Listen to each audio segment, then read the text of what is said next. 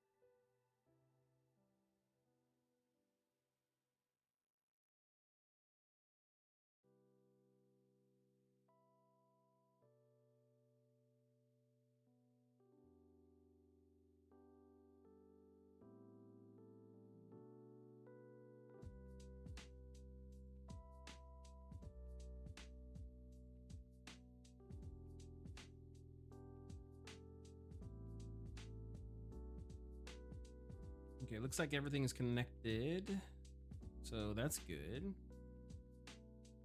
Let's see how the stream looks.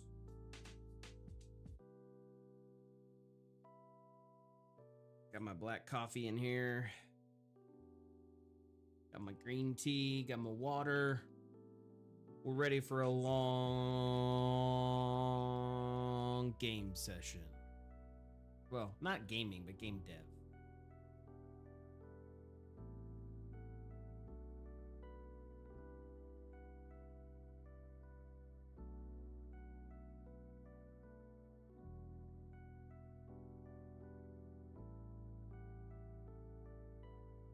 Okay, I put all my notifications out, so that's good. Let me just test the chats real quick.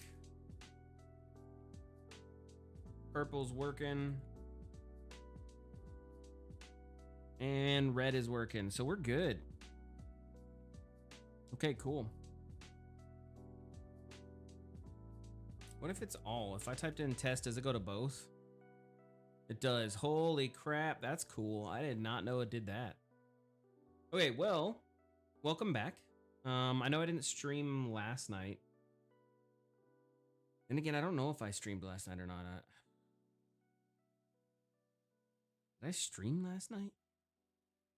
I don't know. The days and the nights are all mixed together. I don't really know when I'm streaming and when I'm not streaming anymore. So if I did stream last night, cool. And if not, well, I'm back here and we're going to do probably a 4 or 5 hour stream.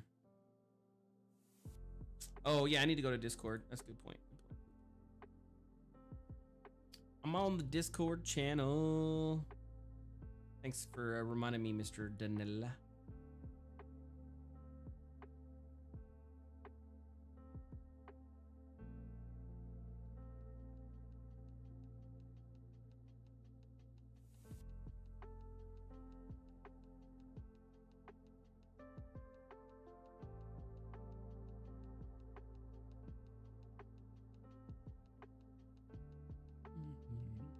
What's up?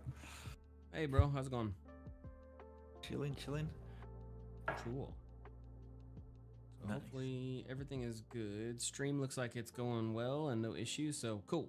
I did a couple little changes and tweaks and peaks, so I was curious on how well the stream would hold up. Looks like it's doing okay, though.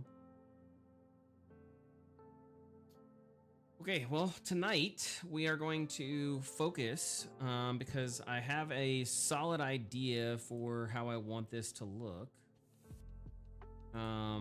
Now, by solid idea, meaning I have a concept.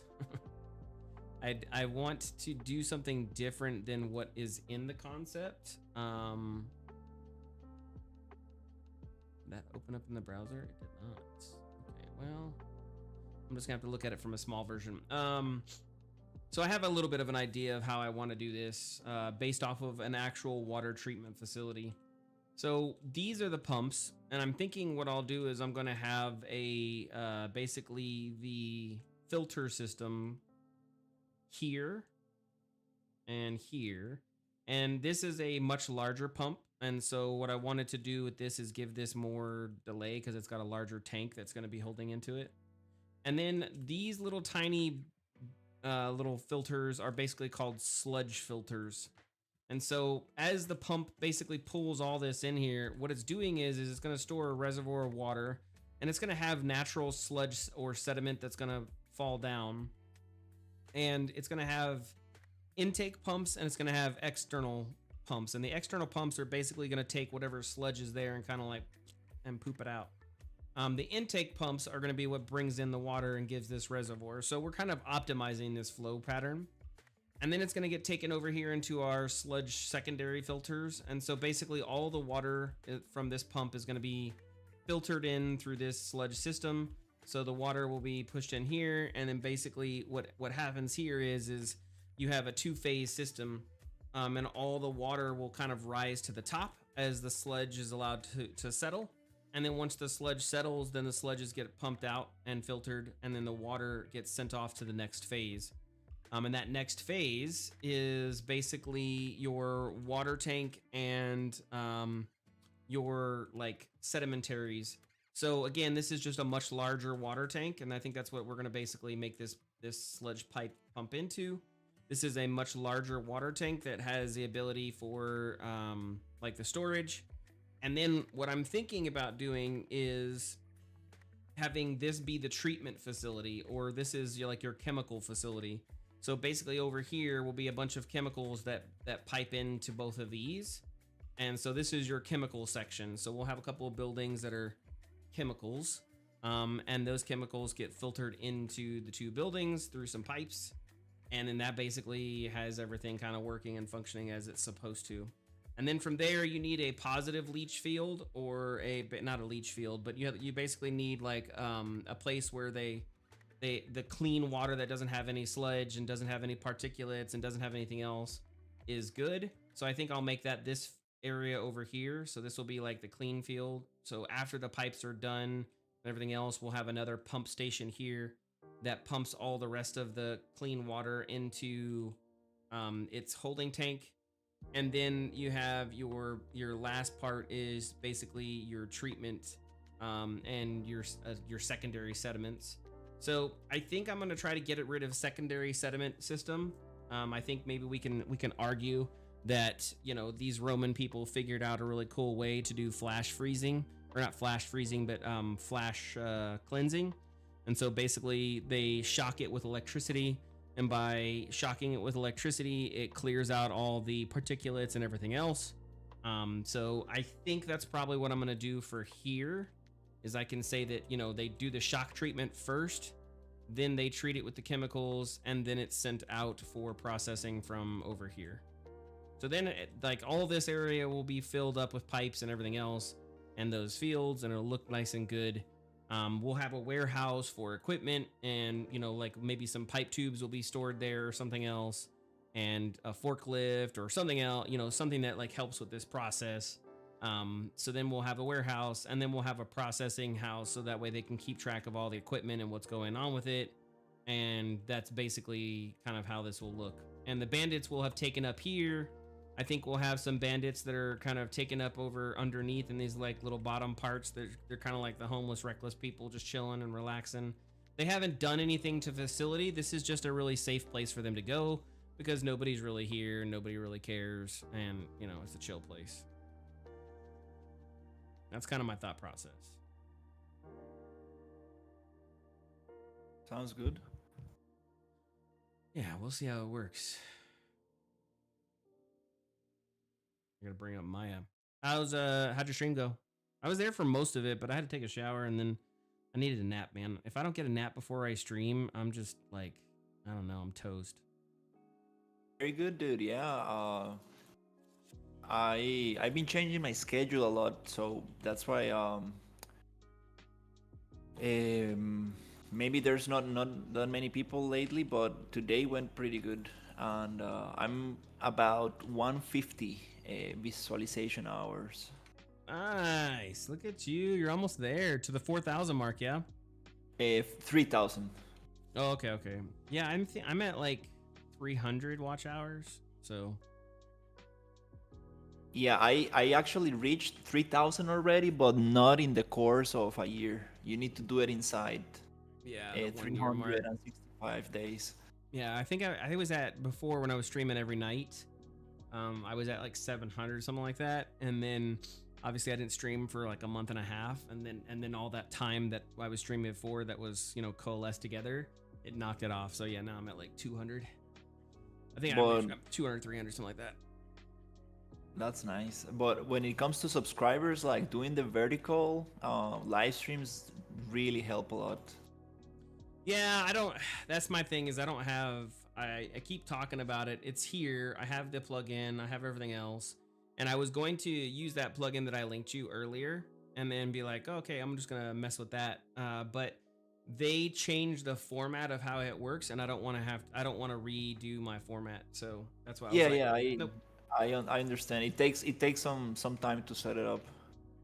Well, and I'm going with a new style every year. I normally change up my HUD, and so I'm going for a new style for my HUD, and I haven't finished it yet, but this is what the new HUD looks like. I hate how Adobe does not pick up the damn thing. Yeah, so this is what the new HUD is gonna look like.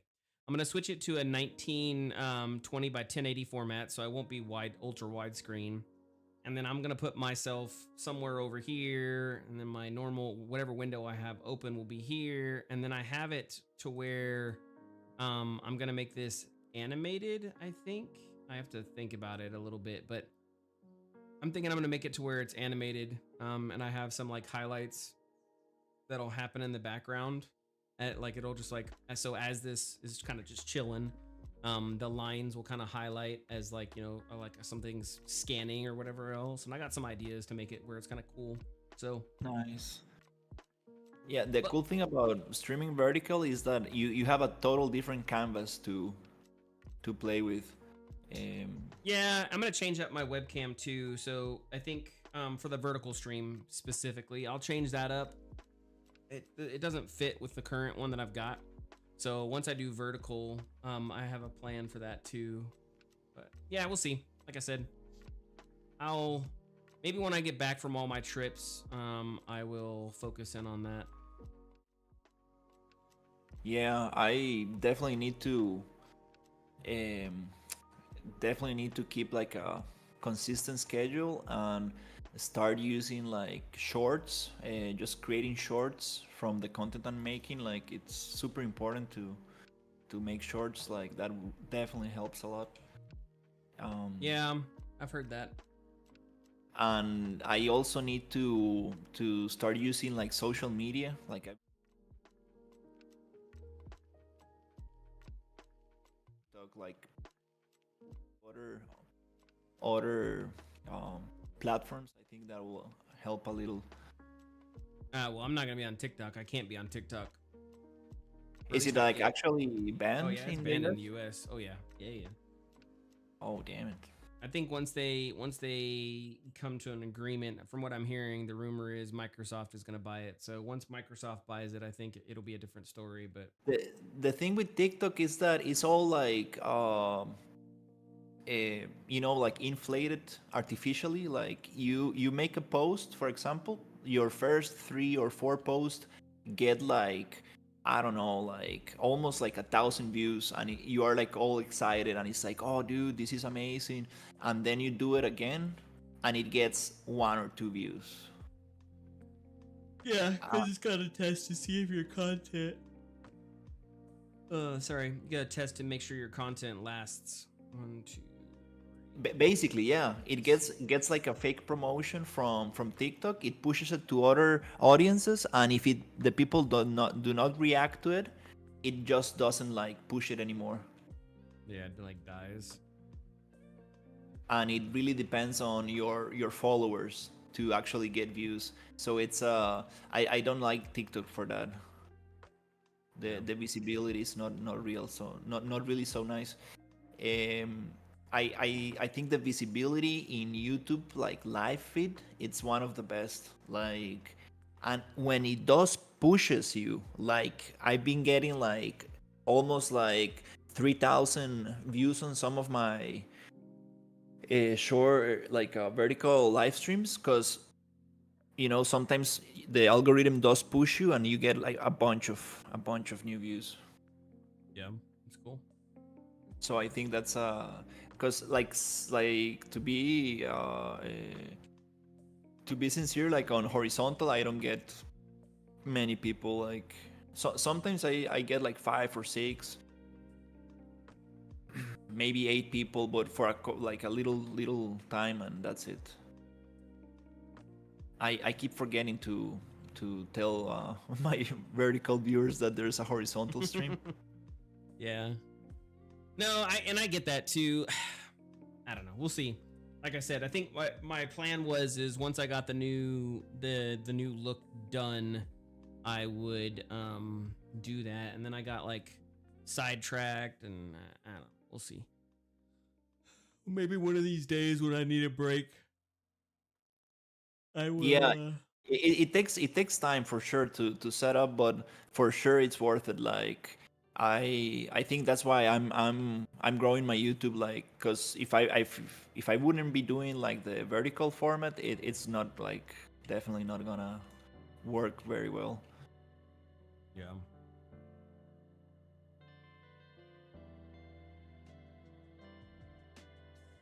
Makes sense. But the ultimate goal is to have like people who like the horizontal content, because those are the people who actually stay through the live stream and like interact the most and actually like see the thing. Yeah. But yeah, almost there. Just 150 more to go. Yeah, that's exciting, bro. I'm excited for you. Still it's not gonna like do much of a difference. Like I'm just gonna be able to receive donations, which is nice. But again, like I'm doing like game dev stuff, so I don't think like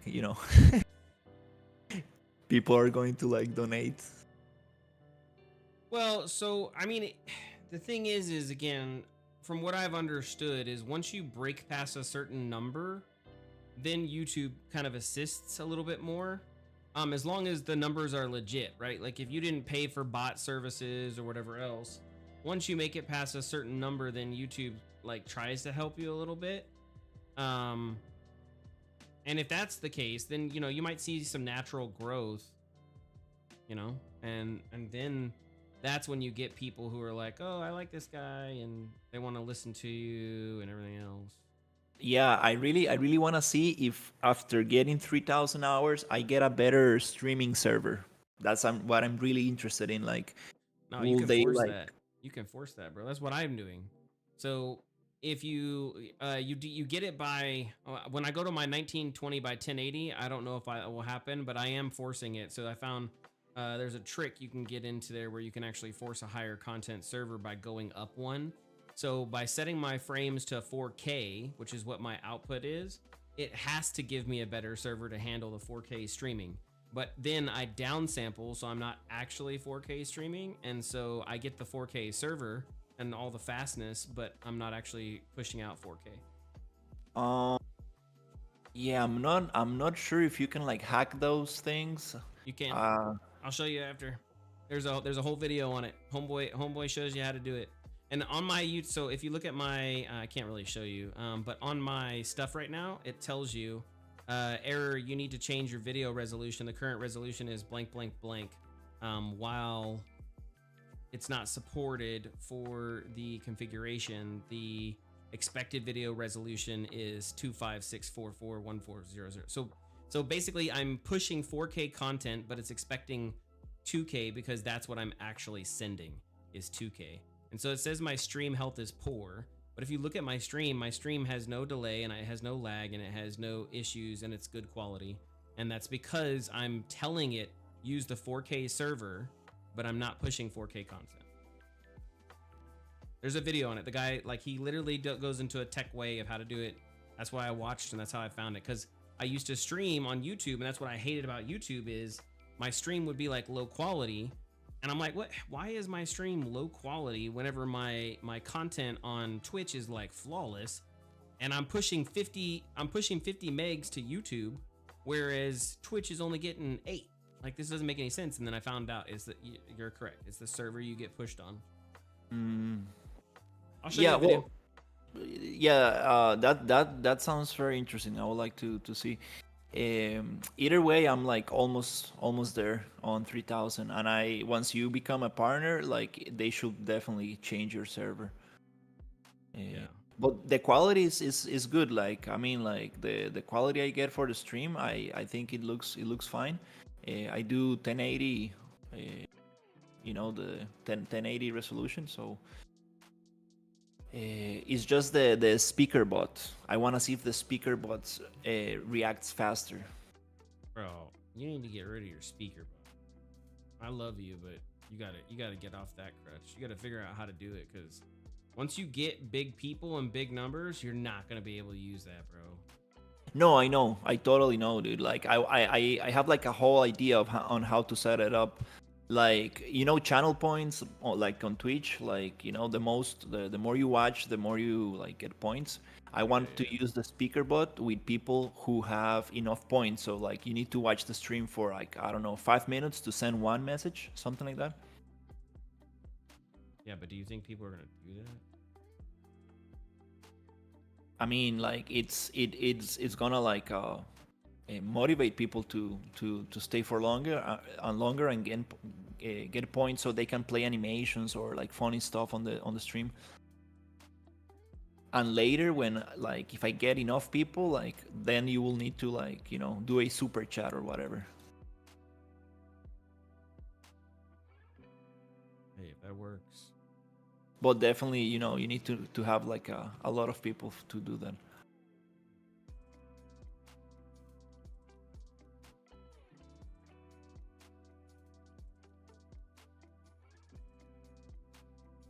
There, let's export this.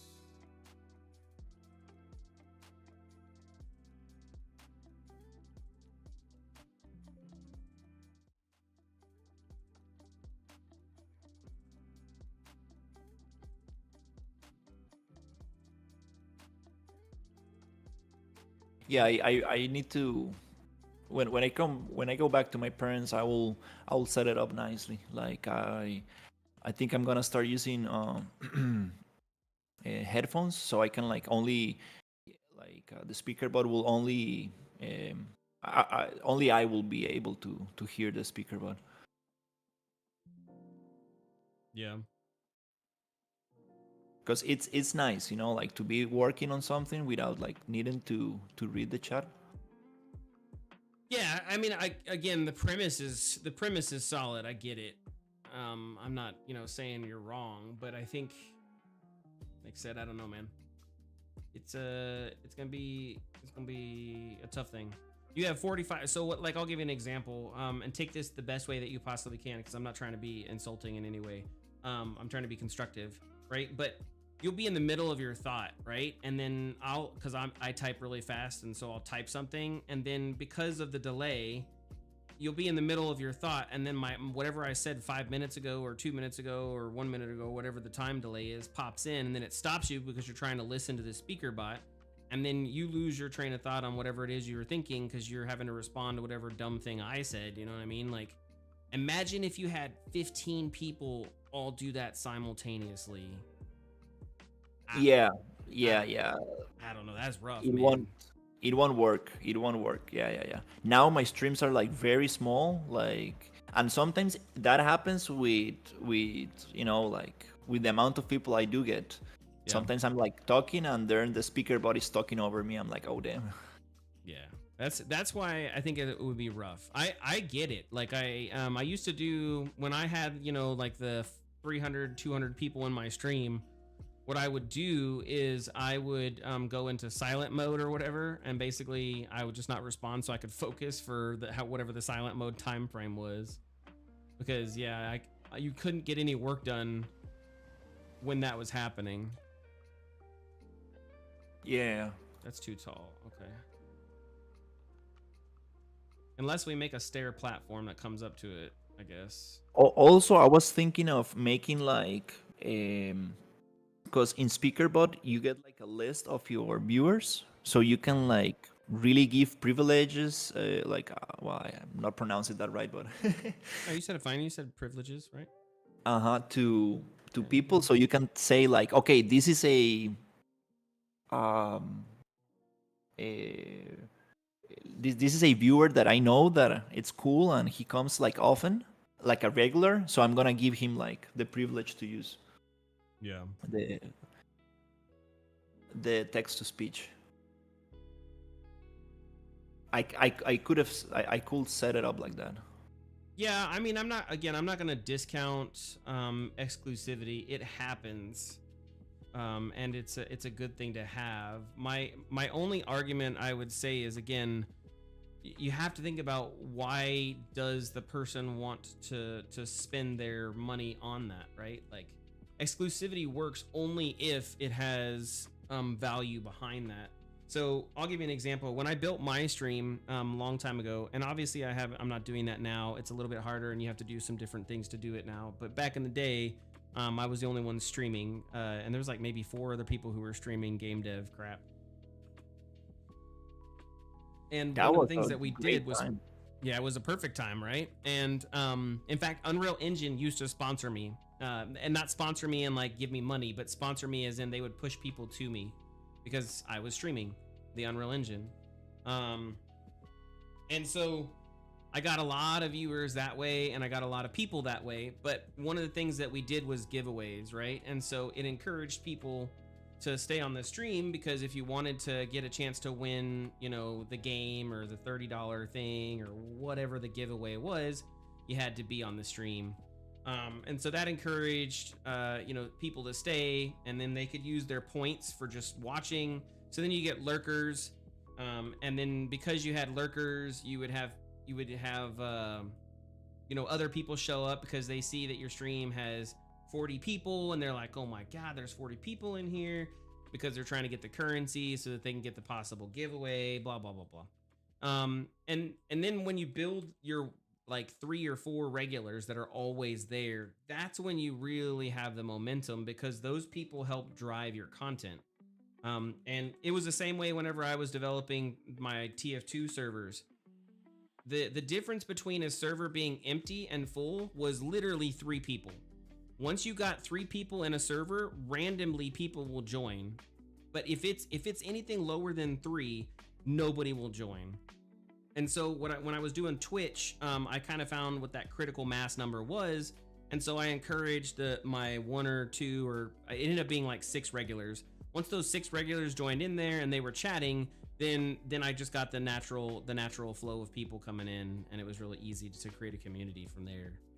And then you get the donator, you get the big people who like to donate, and they're giving you money because they want to give you money, or whatever the reason is. But yeah, the thing is it's consistency. Once you get there, the moment you stop, done, bro, fucking done.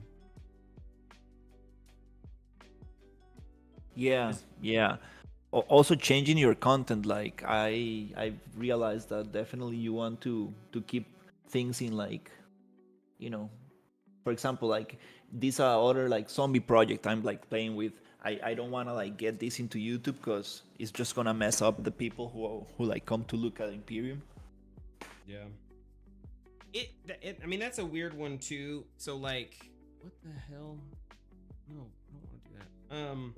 That's a weird one too, because I got a follower. Thank you for the follow. Appreciate it. My activity feed is not working right now, so I have no clue who just followed. Oh, Joey. What? Joey? You haven't been following, man? What the hell, bro?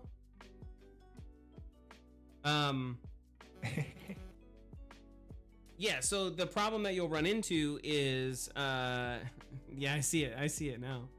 I switched over to Twitch to see it real quick. The problem that you'll run into is, you got to keep your content live, but at the same time, I think YouTube is the one that punishes you. I don't think Twitch punishes you, because they just care about your category. But YouTube definitely will punish you if your content is varied out too much. Yeah, definitely. And they're not, the thing is YouTube's not promoting they're not promoting what do you want to call it, long form. So you have to, for people like me who only do 3-hour streams, and we're not, you know, doing any shorts or any verticals, so we're not getting that traffic. My discoverability is next to zero, because it's not being promoted anywhere. So once I get an audience, then and only then will I be able to, you know, make anything of it. But I have to get an audience first. That's my struggle, you know. It's like, oh, fuck. Okay.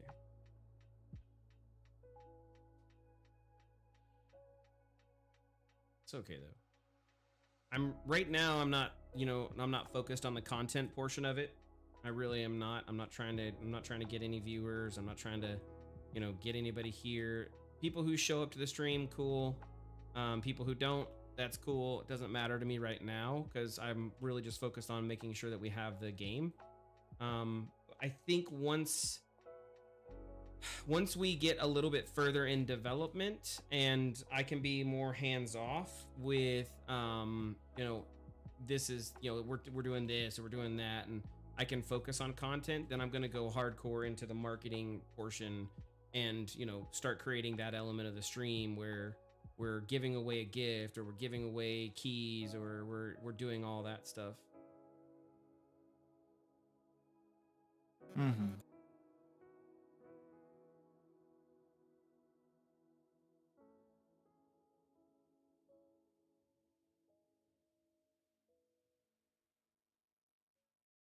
I should have just pulled it to move by component. I wish there was I bet you there's a hotkey for it too. Like one of those things that I don't know there's a hotkey for it. No, go to the end. There you go. Oh my god. Tool settings. Stop. There you go. No. There we go. Okay. Woo. Okay, tool settings. Let's do component. So then they'll stay where they're at. Yeah, there we go.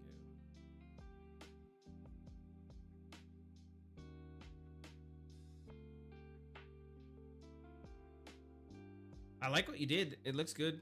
I think, like I said, I think there's a little bit of variance that we need to add to a couple of them, but overall, it's pretty good, man. Yeah, that's great. Great feedback. I now I understand what you meant by me making the thing bigger. I was like taller or like wider.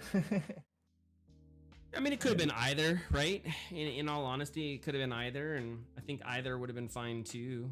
To be all honest. The good thing now is that I came up with this like kind of like formula where it's like, okay, we're gonna have like a 4 pieces building, 6 pieces, 9 pieces, or even 3 pieces. So with that in mind, I can just grab those and start placing them on the level to see how can we like block the thing out. Because if we place those buildings and we give them like height, you know, then it's just a matter of actually adding, you know, the windows, the doors, and start like looking through the flow of things. Yeah. No, that's a good point. I made this kind of like big like kind of combination of buildings to see how things could work together, but I think the next step could be doing that. And the other thing is that I didn't like merge the walls, so I think that we should probably use only one wall, so we don't have double walls, like a wall right next to another, because that's gonna like. Well, so that's part of the kit bash. You need to understand that there's 2 types of walls. You should have exterior walls and interior walls. And so that's when you're planning this piece, right? You need to kind of think about what's my interior connection. We were kind of talking. Were we talking about it? No, I don't know. I don't think we were. Where'd you keep your level? Where's it at? Is it under PCG tool test or kit bash assets? Kit bash. Yeah. I'll show you here for 2 seconds. I think if we approach it with an interior wall, right? So, like for example, we say, okay, this is a really good design. We know that this is always or very likely going to be an interior wall. Then we turn this into a no wall, right? And then we say on the other side, and this is what I was kind of talking about yesterday, was the connection piece. On the other side, this is where I want this to connect. So you get rid of, I'm not going to save these changes, so don't worry, right?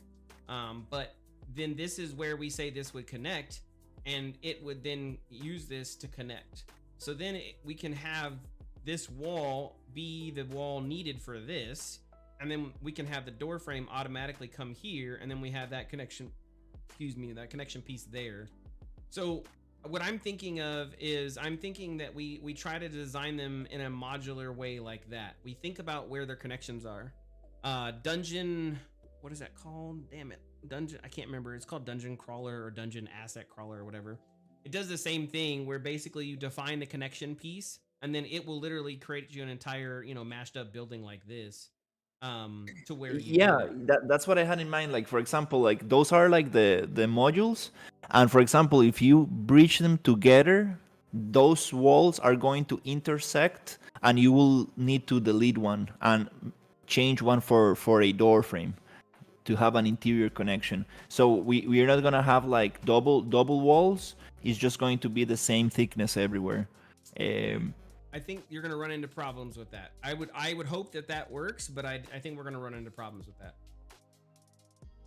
Because again, there's no way for the grid always has to be on a 300 or a 600 or a 900 always. No, but it's going to be like the pieces that you designed, because remember the corners, they're intersect each other. Yeah. So the idea here is, for example, like you push one block into the other and delete two walls.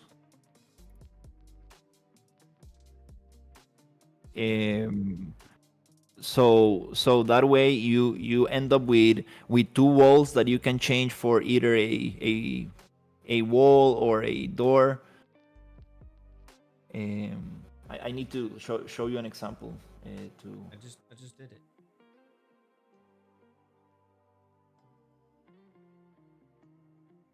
Yeah, exactly the same thing you made. Basically, you push that until it gets into the other wall, and you delete the two pieces that are basically.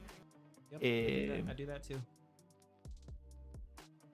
And that way, we can start designing the whole thing, and then we can add like different elements on the edges. Yeah, so here's what I would say, and I think that's good. That's a good thought process. I'm not saying you're wrong. I like what you're talking about.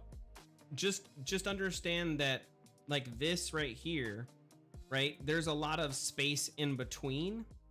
And that's what I was kind of talking about earlier is I probably this looks really good, by the way. Just so we're clear, okay? This looks very, very good. But where we're gonna run into problems is if I tried to duplicate this again, this is kind of a one-off bespoke, where I would need something here or an edge here that I can connect to something else and make a bigger conglomerate of this. And a perfect example of this would be, and I was thinking about this while I was in the shower, what you need to do is you need to make these buildings into these same formats. So, hey, I got an H, I got an I got a T, whatever, I got an L, and then make a 1-story, make a 2-story, and then make a 3-story. So that way they're all mashed together, right? And then we can basically say, okay, here's our L, here's our T, here's our whatever else. That's what I was thinking of, but we will end up with the same issue of having like individualized pieces. That's what I came up with, the box approach. No, keep your box approach. I'm not saying take away that. And what I'm saying is use your box to make this shape.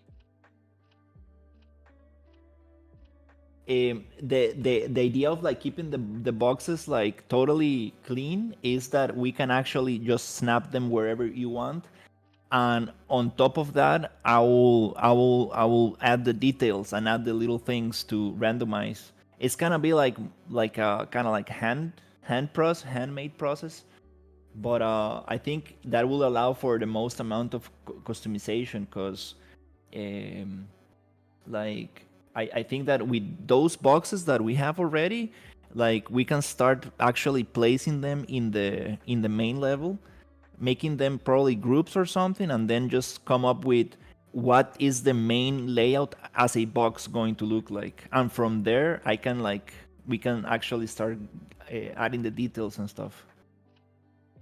I'm not going to discount your process. However you want to do it is however you want to do it. But what you're talking about is no different than taking a sphere cube. Okay. Yep. Wait, what? Because I think we have more possibilities if we keep them like small boxes like this. Because if I make an L shape or an H shape or an I shape, they're not gonna fit like super nicely everywhere. But keeping the pieces as small as they are right now, we can come up with I shapes, L shapes, and H shapes, but already placed in the level, right? Like, Yeah, no, so I'm not discounting that. I think that that's what you're talking about is a method. But what I'm trying to get across is I think you're doing it the hard way. I think a much faster way of kind of understanding this is, again, I don't need to, you got to think it in the big like 9,000 foot picture, right? Before we get here, I don't care about the doors. I don't care about the stairs. I don't care about anything. I care about what does this look like and how does it fit. So the purpose of the H is to tell you, okay, I want this to fit in this area, so that way I can have a fountain here or something else. And so we can do that, right? I can have the same concept. This is a 900 by 900. So if I get another block and I have because you made a 6, right? A 6, I think, is a 6, and then I don't remember how high it is. I think it's 4. And you could do the same thing with the block. I don't need to have the doors or anything else. And then I put the block connected here, and I say, okay, here's my block, and here's my block here, and I want this to be 2 stories. So now I've got this here, and now you've created your block, right? And this is the same thing that you've currently got right here. The only difference is I don't have the set dressings. And now I can say, okay, well, I know that I need a flat face here, and I need a door here. And then you say, okay, well, to make this H shape, maybe I want this to be a little bit bigger. So you open this up, and you're like, okay, well, I need more room. So I open this up here, and then you're like, okay, that doesn't even out. So I come over here, and now you got yourself an H shape. It doesn't have to follow 100% to that H shape, but you're kind of creating it with the little boxes. And then you take these pieces and put those in there. But you got to get the overall shape there first. And that's what I'm kind of trying to argue for, because you spend a lot of time here, and this looks amazing. Again, I'm not trying to say it doesn't look good. It does. But you ran into that balance problem, right? And so what we need to do now is we need to kind of extend this out and kind of move this over here and make this bigger. And you're going to run into problems where these pieces and all that time that you spent making this work doesn't work. And all I'm trying to get across is, I think a faster method for you, if you can kind of teach yourself this, is to do the block method. And that's kind of like what I'm doing here. I'm not doing set dressing pieces and everything inside of Maya. I'm doing a block out method of what does it look like. So that way I get the structure, and then you can complain and I can complain, and we can look at it and be like, nah, man, this doesn't work because it's too big, or it's too small, or we need to move this. And that it keeps you fluid, because we're not pigeonholed into that. And then if you need to make a door, or you need to make a hallway, or you need whatever you need to make it work, is a lot easier to do, because you haven't already spent all that work making it look good and everything else. You know what I mean? yeah. I agree 100%. Like, that's what I meant by making like these boxes. Mm-hmm. But like, imagine like we turn those pieces that I have like into groups, and start blocking with those groups. So that way, I get you. And I'm not saying you're wrong. Again, if that's how your brain works, I'm not going to stop you. because that way we can get the height. We know exactly what the height is going to be, and we know exactly where can the doors could go and stuff. that's what I made, like this little test here to see like how things could look together. But Yeah. if we group all these pieces, we can block it out using just these simple kind of boxes. And Like I said, man, if that's how you want to do it, I'm not going to stop you. I think that's fine. I definitely that's definitely doable.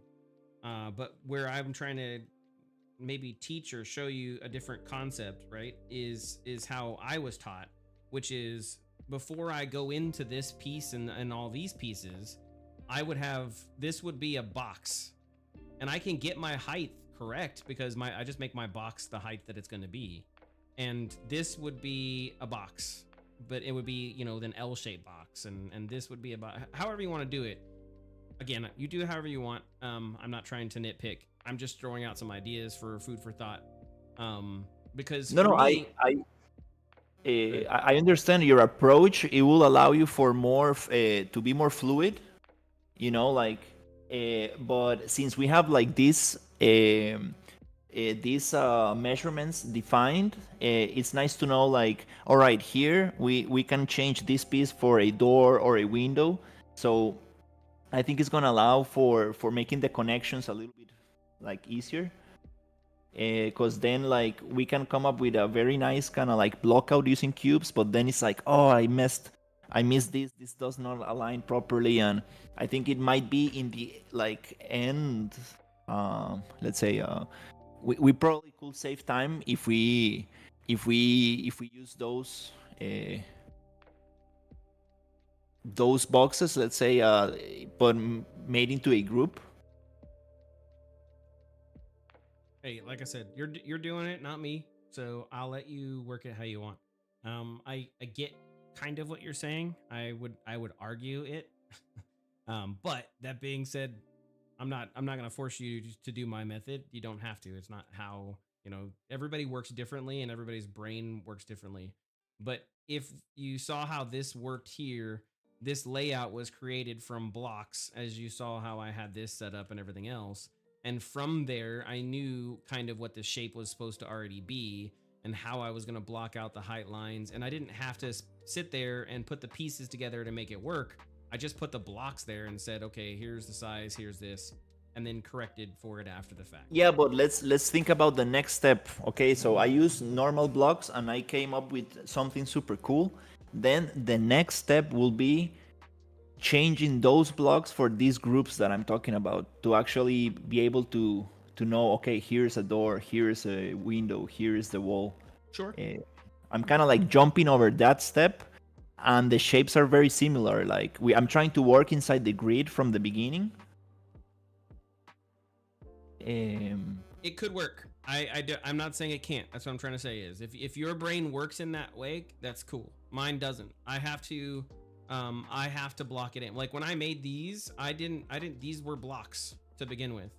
And again, they're all sized properly. Like I said, I know what the block size is. I know a 300 by 300 is a 300, and I have it on a 10 grid and I snap it. So I don't ever have the problem of it not aligning up. I always make sure it lines up. Yeah, but the other advantage that I was thinking of is like having like imagine like the shapes I had there, like those groups having like different colors. So I know this is the door piece. So I know that from this piece I can connect other things. Like having that visualized will help a lot making the connections.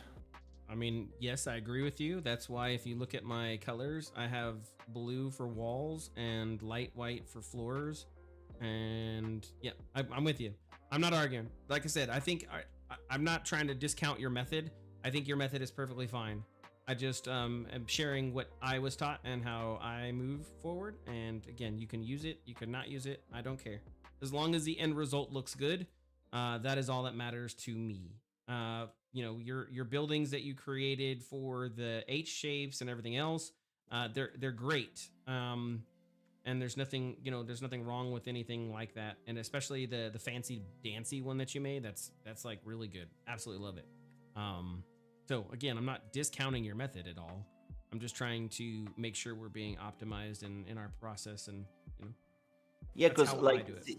since we already came with the grid system and with the kit bash pieces, I'm like, all right, let's try to make the boxes out of those. You can still make the boxes, you know the measurements, right? No problem. But having an idea of like where the segments, where the segments are going to go, I think is gonna help. It's gonna help me align things better. Um, Well, at the end of the day, whatever helps you process it is what matters. So again, I don't mind, man. I'm not here to tell you how to do your stuff. Because it's important that you are comfortable, and it's important that you like what it is that you're doing, and that the flow works. Why? Okay, let's try it over here. Oh man, Discord's being stupid. Okay, well, oh, that's because I loaded the SVG here. I was wondering why Discord was being dumb.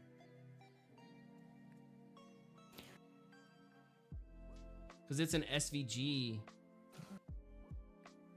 I downloaded it last night. Yeah, that's what it was. Okay. It's an SVG, so it automatically converts its size. Okay, that's cool. Now, never mind. Sorry. Got sidetracked. I was trying to get the reference image for the, what's it called? The stupid water facility. I have it now. And it's big. Because I got to come up with the pipes. Okay, so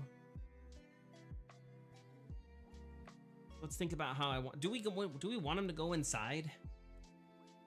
Like, is that a thing? Do I care? I mean, if you put pipes there, then you will need to make a catwalk on top so the player can walk around. Well, so that's kind of. We're going to have a big pipe that comes from here. There's going to be a super big pipe that comes from here and pulls in water.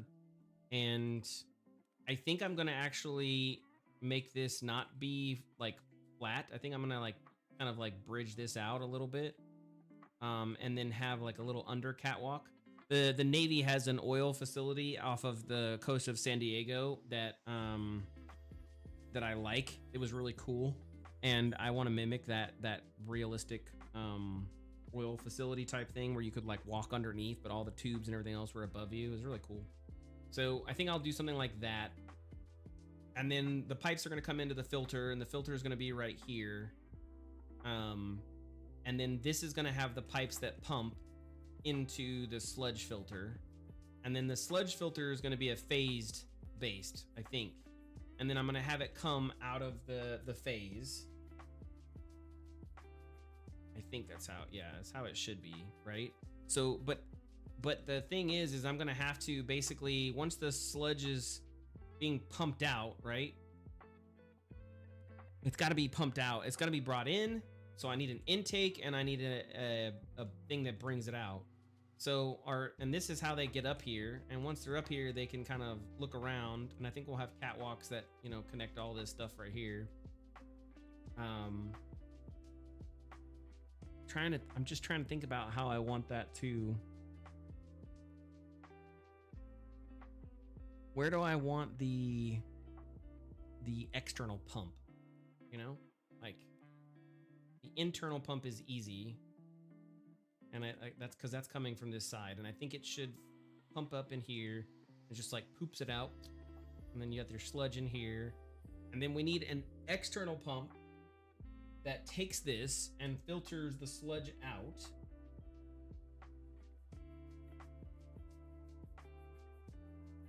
But do we do that per?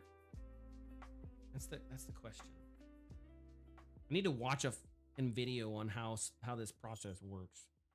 Because I can make it up all day. It would be kind of cool if, like, let's say we had somebody who was a water sanitation person and they played our game and they were like, oh my God, this is like how this works. It doesn't really. I know. Doesn't really matter to make it super realistic. Like, we need to think about, like, if it looks cool, like we want to keep it like industrial. So like adding a bunch of pipes and catwalks and stuff like that, interesting for the player to walk around. Well, I know I agree with that wholeheartedly, but I think if we make it kind of semi-realistic, that will be the case. You know what I mean? Like, because then your pumps and everything else are there, and you're like, okay, the gear saving is not working in this game. Damn, Kindred. Hopefully he gets it working by next week. But anyways, what I'm saying is if I can traverse along this edge, you know, and I'm here, I can see inside and all the sludge is there, and then I've got pipes maybe coming out of this side that connect and go in. That's kind of what I'm thinking. Like where... So the water comes in and you collect the sludge in those rectangles. Yeah, let's Photoshop this. Let's Photoshop this and then let's talk about this. Take like a top view screenshot or something, and You spoke my mind. because it would be nice to just have pipes right there connecting through, and then a catwalk on top. Okay, let's see if you can see this. You might not be able to see this. It's probably gonna be cattywampus, but we'll see. Where is this? Properties. Okay, is it cattywampus? Let's see. Yeah, it's kind of cattywampus. That's okay. Like 90% is there, so I'll just do this. Okay, so I'm gonna be talking on this side of the microphone, so it's gonna sound a little bit weird, but it'll work. That's because this over here is where my draw pad is.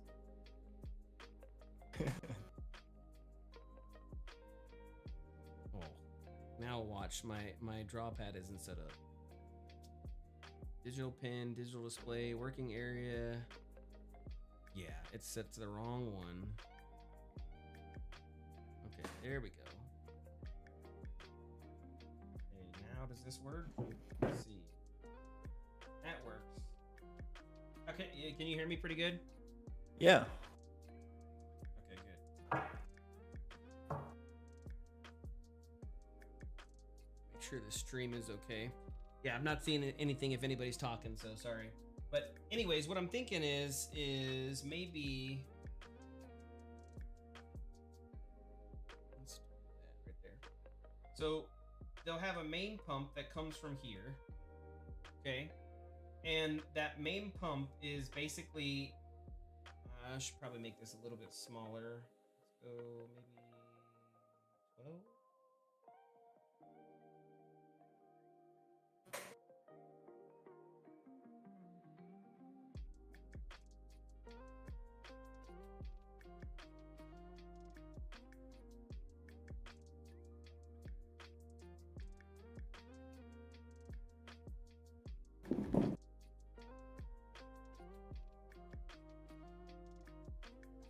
Man, it's been forever since I've done this setup, so please forgive me. Okay, so yeah, there we go. That's much better. It's not based off of pin pressure, which is annoying, but hey, whatever. So this pipe is gonna come from here, and it's gonna be feeding into here, and then I think right here is where I want to have the filter. And then the filter will have a pipe that goes there, a pipe that goes there, a pipe that goes here, and a pipe that goes there. And so basically these get filled with sludge.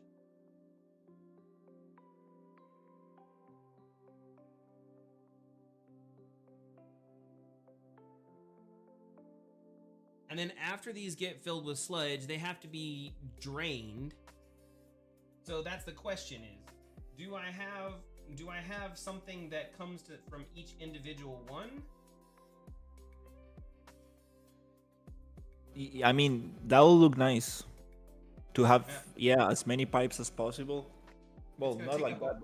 It's gonna take up a lot of space if I have one from each one. That's my problem. But it's gonna look industrial. You're gonna have like a bunch of pipes going and a catwalk on top. Yeah. Okay, so then over here is my sludge sludge removal facility. And so basically I come from here, I come from here, I come from here, and then here.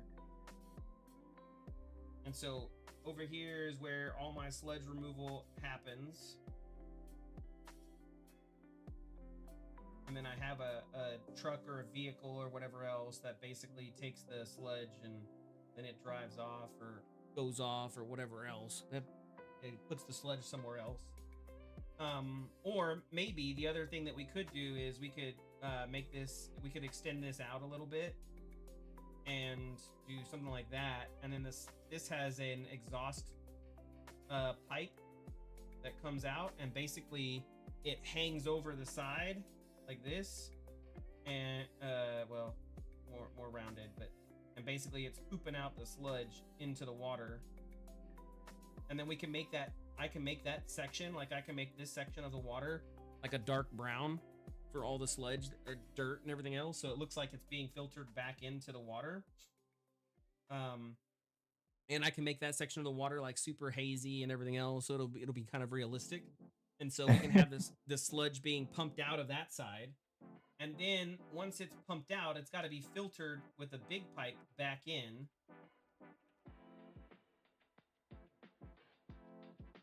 Do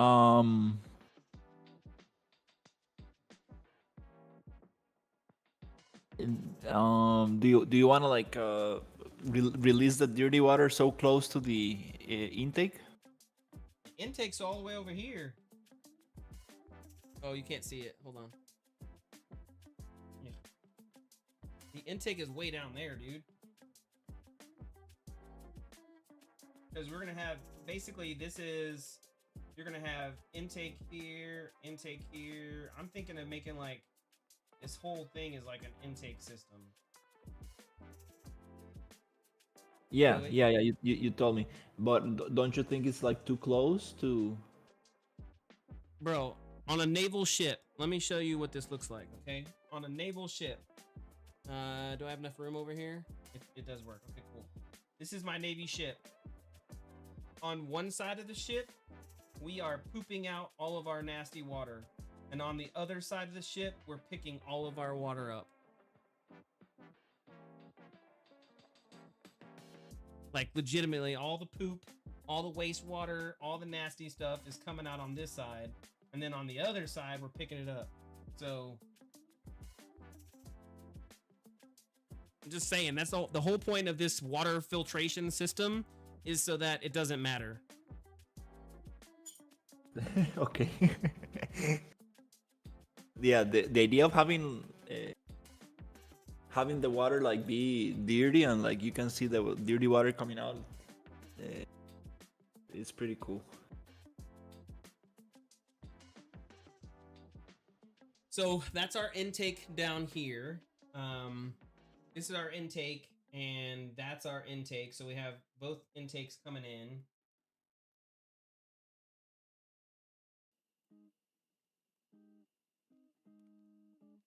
And from those intakes, we're then coming in to our filter. And again, our filter has 4 here. And then I'd have another, oh damn, I'm gonna have to have two waste facilities. Shit.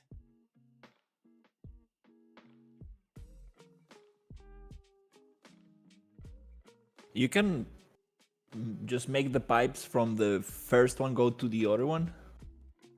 I thought about that too, but then you're gonna have overload.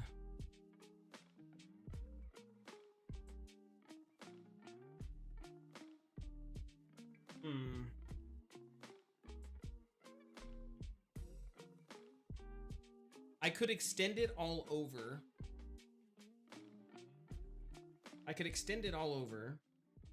Let's try this out quick.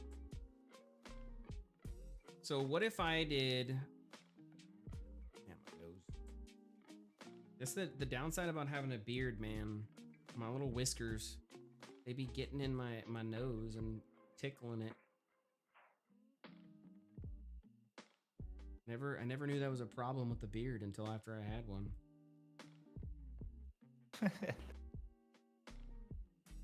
Okay, so we're gonna say we come out this far. Let's say we just, and this is a prime example of what I was talking about with cubes and ideation. We just throw it in there, get the shape right, and then once we got the shape, then we make it match your grid. You know what I mean? But I get what you're saying. Okay, so this is able to support 1, 2, 3, 4, 5. This is only supporting 4. There are easy fixes for that. It's called take a razor. No, Shrill. I am not going to cut my beard, and I'm growing it out right now. So that's the reason why I normally, like, once a week I'll come in here and I'll trim right underneath the nose. But the problem is I got these weird ones that like go up. And so as I sip or I move my lips in certain ways, the little freaky deaky ones that like come out like tip it, and it's like, oh my god. If I put beard oil on and then I like comb it down, it doesn't happen. It's a lot of beard oil. It's a lot of effort. I'm just gonna deal with it and scratch my nose like I'm doing cocaine.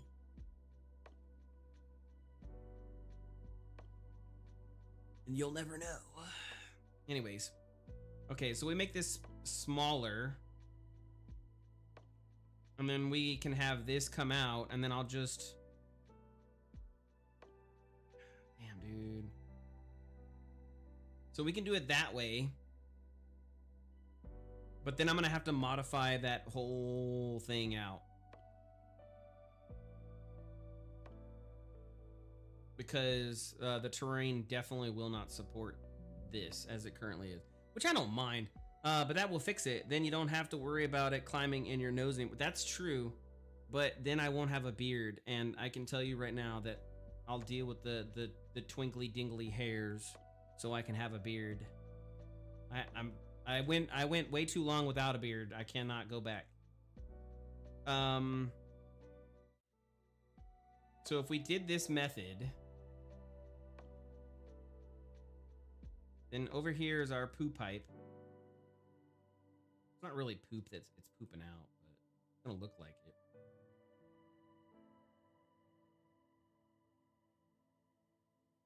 So basically this is the pipe over here. And that's pooping that out there. And then this one is over here. Now this one arguably is close.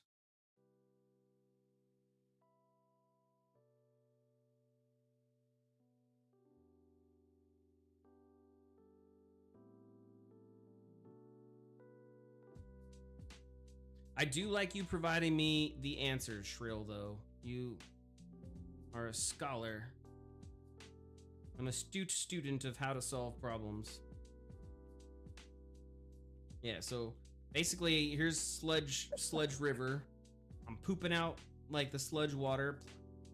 And we'll have like a particle system that shows it, and it'll be cool. And then I would also have the sludge being pooped out over here. What if we made the sludge poop out into the sewer? Wow, that's an even better idea. But where is it going to go out? I don't give a fuck. No, somewhere. Well, we can have the sewer come over here. We can make it somewhere come over here. Like here. Maybe the whole thing will end up on the other side where the farms are? We doesn't need to go that far. I think right over here is fine, you know what I mean? Because basically all you're doing is, it's not actual poop. It's sludge, right? It's the sand, it's the dirt, it's the mud, it's the animals, it's all of the things that can't be filtered through. Because basically the way the system is designed in real life is, you know, there's a lot of shit in the ocean. There's a lot of, you know, they got rags, they got all this other stuff. And so the pipe doesn't care. The pipe's just gonna filter it all in, suck it all up, and then it's gonna have to go through a filter. And that first phase filter is what gets the big particles, right? But you're still picking up all the sand, you're still picking up all the dirt, and it's making like little gravel bits. And so those particulates need to go through a second filter. And that second filter happens after your sludge. So you need to let basically all the sediment go to the bottom, and all the nasty things go to the bottom and chill. And then you filter that, right? So I filter the water off the top of that. through another filter. So each one of these is going to have a filter that's going to be a super fine filter. So that way the water gets pulled through that super fine filter or membrane. And then that gets sent off to the next stage. Whereas then what I have left is the sludge. And so I need to get rid of the sludge and put it back into the ocean to where the sand and the dirt comes back over here and all those, you know, gravel things and all the other shit. So you have two things happening from here. You have the water being filtered off and sent to the proper location, and then I have the sludge being sucked out and sent to its location. So what I like is I like the idea of a water filtration, like it basically the filter here goes this way, and then the sludge system goes down into the sewer. And then they basically open the valve after all the water's been done. Like it shuts off all the water incoming. It takes all of the filtered water out, and then it's got a release where it just takes the sludge and puts it down into this little sewer area. And then they use the salt water, because now it closes back up and it starts its next process or whatever. And then to clean this out, it uses an intake of the salt water to bring this in and rush the sludge down through the sewer system and then out here. I think I like that.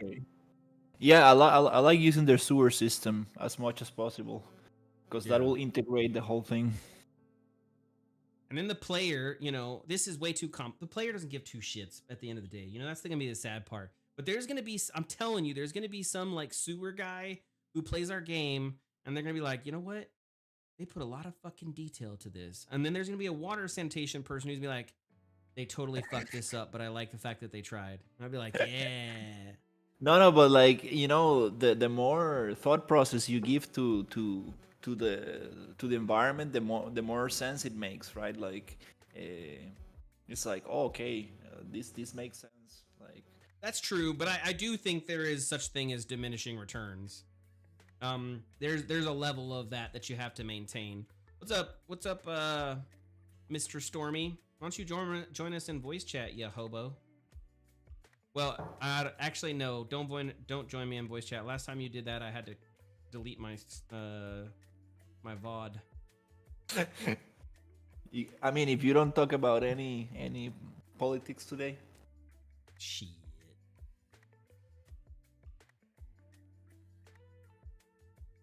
That's Stormy's fault.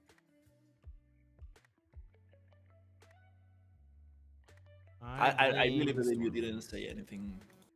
Huh? I believe you didn't say anything like that.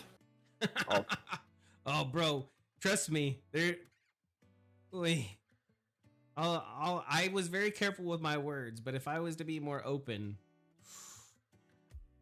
yeah, I'm gonna get myself in trouble. Not today. Am about to head to parents to help pack up Xmas, then work tomorrow. Should be free. Yeah, well, you're all good, man. I'm just giving you a hard time. Enjoy your life and your freedom and all the things that you have in your wonderful country. Okay, so let's do these pipes. We said we were gonna do pipes, right? There's gonna be a filter that starts over here.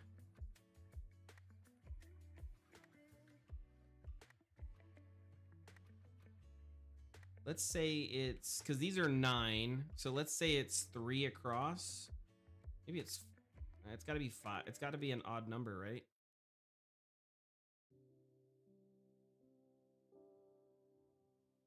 Yeah, it's got to be an odd number.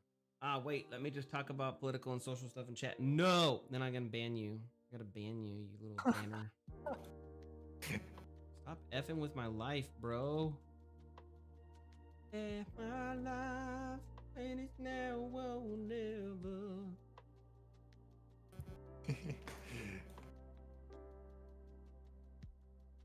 So 1, 2, 3, 4, 5. Maybe 5 is a good number.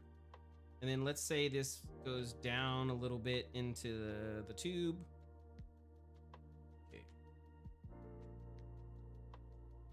And so basically this is our filter pump.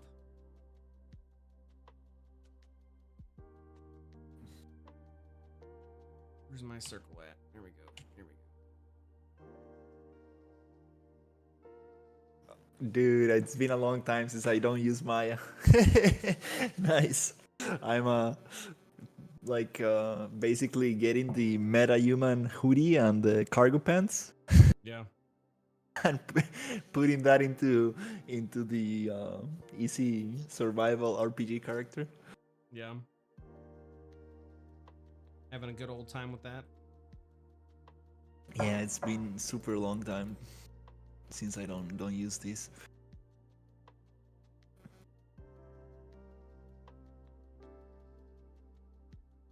You saw the horde kind of like vertex animation thing I shared in my Discord? Yeah, I've seen it. I mean, we were doing it before too. There's a plugin. That's what I was kind of trying to say earlier. There's a plugin that automatically does it. Yeah, yeah. This video uses like a bunch of plugins, and he goes, like he explains that in the beginning. He's like, okay, we're using this and this plugin, and I'm following this and this tutorial. But definitely he's probably using the plugin you're talking about. Yeah. I mean, you can do it by yourself. You don't have to. Maya actually has the ability to do it. It's Bake not to hard. vertex. Yeah. So that's it's a thing, but again, it's only needed for like super massive crowds. And to be honest, I mean this in the nicest way, but 99.9% of the people who are going to try to use it won't actually be able to use it because they're not going to finish their project. So it doesn't. Yeah, and not only that, like making that work for a video game, you need to be a genius or like, some kind of veteran to make that work, cuz And that's the thing is, like I said, it's very, very rare that you're going to find somebody who can actually do it the right way. Now, vertex animations, there's a lot of people who use it. Like I said, I don't think anybody's going to be making a zombie horde at the high level poly that's going to be anything that anybody could play or that would be worthwhile playing. So I don't know. Who knows? There's always random people who come out with really crazy stuff, and maybe they're that one person, yeah. I mean, it will be nice. It will be nice to learn how to do hordes like that. Not that massive as the video, but like maybe having like 100, like enemies. That'll be cool. I mean, you can do it, but the thing is again, your vertex animations are very limited. So the horde, normally what those horde things are is they're not doing any complex AI or anything else. They're just doing basic animation. And then what they'll do is they'll attach like a collision collider to like their hands or something. And so you'll just take damage for every second that you're quote unquote in that volume. So you're not getting anything complex from them. They're normally meant for, that kind of setup. So I don't know. Like I said, I don't think even in games that had it really was more or less a visual. It wasn't actually anything that, you could interact with. Have you played Days Gone? Like this kind of like biker who like goes around like. Yeah, but those hordes, if you look at those hordes and how they're interacting, their process that they interact with you is very, very rudimentary. You can do a lot of things, but it's like, set them on fire, do this. And if you watch the animations, the individuals aren't actually having anything major happen to them. It's a group of them. And then they have the break off ones, which is really smart. That's actually how they make it feel the way they do, is they have like one or two that break off, and those ones are fully animated and fully rigged and fully working the way that they're supposed to. That gives the illusion that the whole thing works. Yes. Uh-huh. And that's super smart, like I said. But I don't know any like, hey, I watched this tutorial video and I made this stuff happen person that's going to do that. That's what I'm trying to make the argument for, is I don't know many people who are going to be able to convert that into anything. Yeah.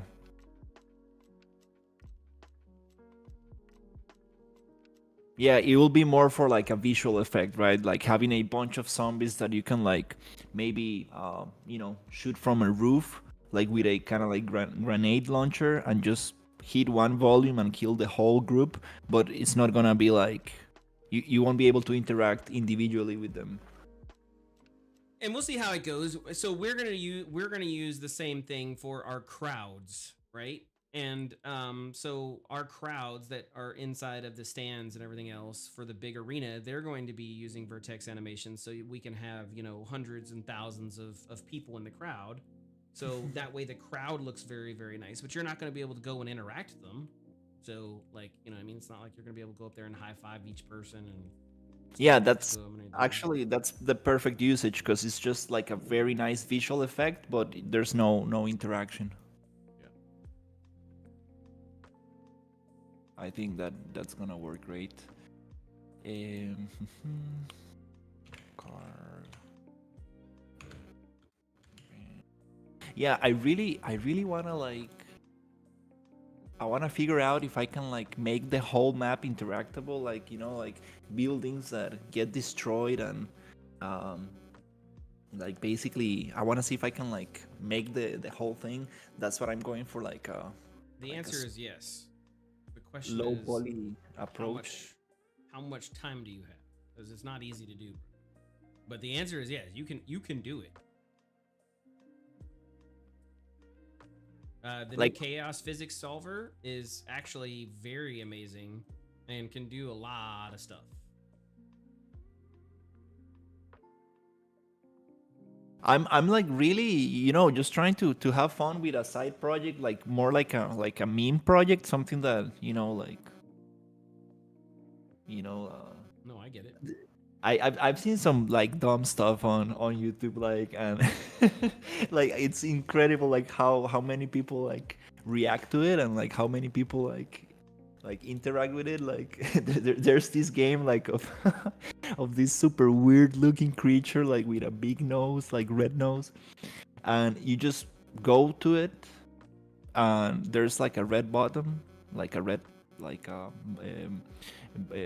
key, like yeah, like a how do you call it, like a bottom you can press, and the whole thing that you need to do is just press it like as many times as fast as possible, and the thing starts spinning around, and then starts smoking, and like fire comes out, and then like a huge energy beam comes up. Dude, it's like so dumb.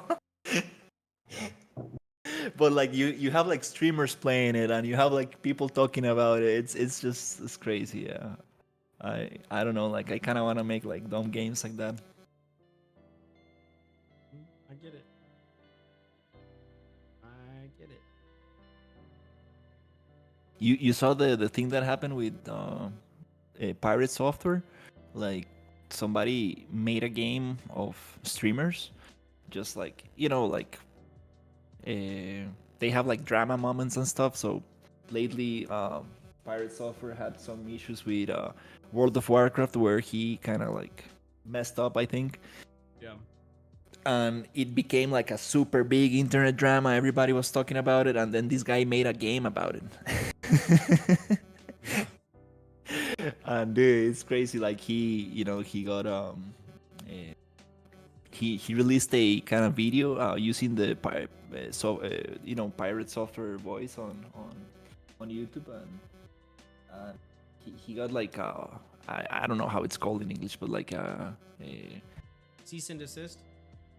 I'm not sure if it was a cease and desist. Maybe it was something different, like because cease and desist is like it's kind of letter that you get like, hey, please stop doing this. If not, you're gonna get sued. But he actually went for the legal approach from the beginning, and it turns out that it was only a video. Like the actual build of the game does not include the voice of pirate software.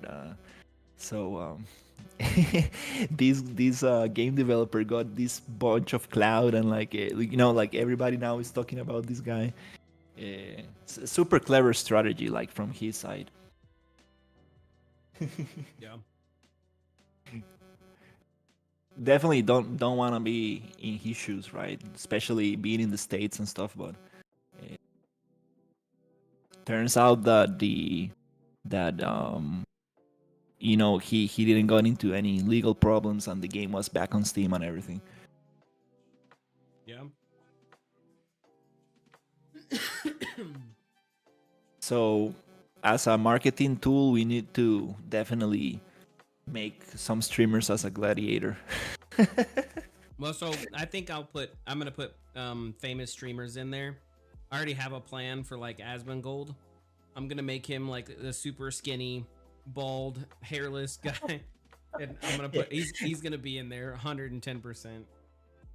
Dude, he's like he has messed up many times before and it's totally fine, like everybody messes up, but like he has like this very mature way of reacting to those kind of things, like when they get like when people make fan art of him or Yeah.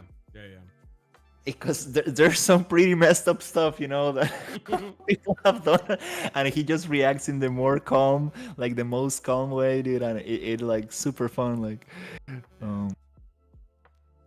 there's like a gold kind of like goblin version of him for an RPG, and it actually the character looks kind of cool. Yeah.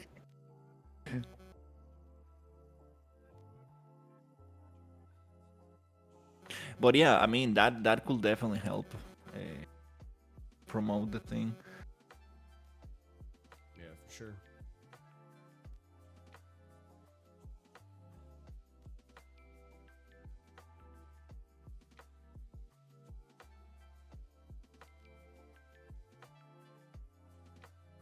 Okay.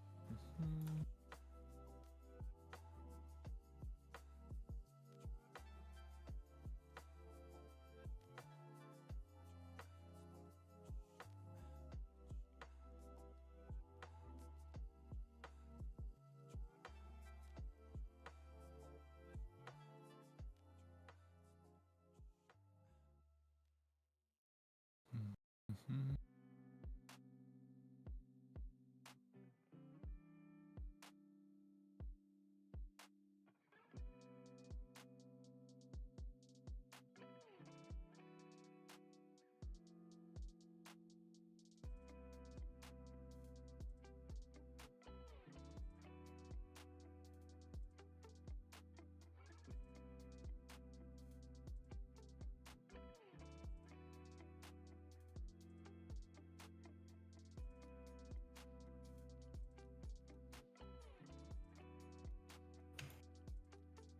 This is probably gonna need some kind of like suction pump to get it to go that far.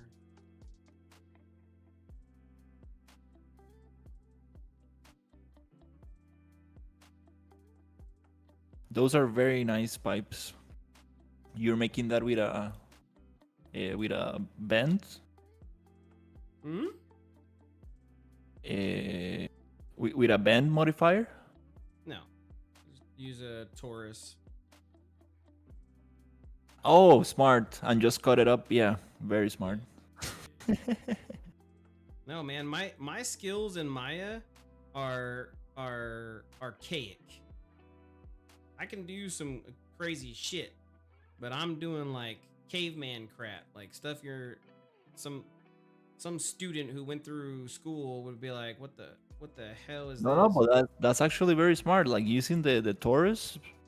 I didn't I didn't haven't thought about it actually. Very very nice.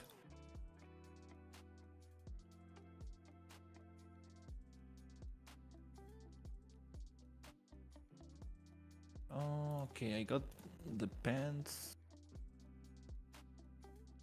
Now I need to bind the skin to this.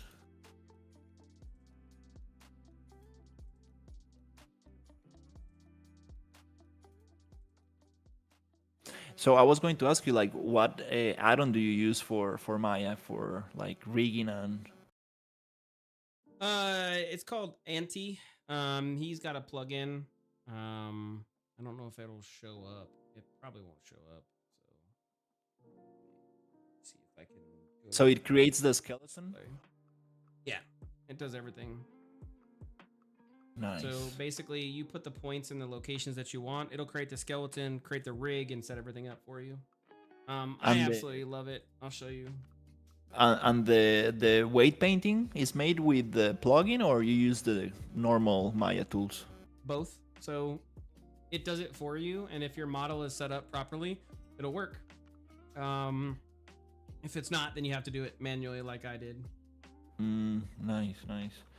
But I mean, it's not, like I said, if you know how that works, it's not hard. So, for example, I forgot, I gotta switch it over to. Yeah, I'm actually need to stick to the character skeleton because all the animations are made for this skeleton, so I don't really want to mess with that too much. Yeah. So I mean, this is too. Why is that not loading? It just crashed. There you go. So, yeah, this is set up too. You can have all the same bones and everything else, and then you can retarget. But yeah, it'll do all of this for you, and then it'll do stretchy arms, and if you tell it to or you tell it not to, it's auto IK'd out. So that way everything's already kind of there and working. It has all the bones, and so that way you have ankle and ankle roll and everything else, and it's already all kind of there for you. And then it does the hip stuff too, so that way you can actually have, weird hip stuff if you're into that. Automatically move the legs and everything else, and so yeah, it's good, man. Good plugin. That's pretty cool. And then you can, use if you get detailed, you have eyes and everything else, so you can have eyelids and jaws and everything else, and you can do focal rotation, so it'll automatically move the neck and everything else. And then you can have certain bones detach, so you basically set it to detach and go to whatever you want. So for example, when we do the sword, I'm gonna have him like do a sword animation, and because it's attached to the hand, normally that would be a super annoying thing, because basically it doesn't, when it's attached to the hand, it doesn't use world space where it's transformed. And so then you have to do what's called counter keying for the animations. But with this plugin, I can just say turn into FK, which puts it into world positioning. And then I save that frame. And then basically wherever I tell it to go, it can go. So he can throw up the sword. I can animate the sword spinning in the air, coming back into his hand as he catches it, and then turn back onto IK so it follows and looks good. And so it's super easy and seamless for me. And that's one of the reasons why I love it, is because it's so powerful in that sense. And then it has canine built in. It has feline built in. It's got spider built in, and a couple other. And then you can do custom shit too. So wait, you said K9? Yeah, canine dog. What do you mean? It's called canine. They're called canines. It's dog. Are you talking about like skeletons for dogs? Yes. Okay. So it comes for a preset for yeah. Yes, for a dog. Dog, spiders, and stuff like that. Dog, spider, cat. I think he's looking at adding fish soon. Oh, cool. But yeah, it comes with all that shit, so it's super, like I said, it's super awesome. That's very nice. Yep, I like it.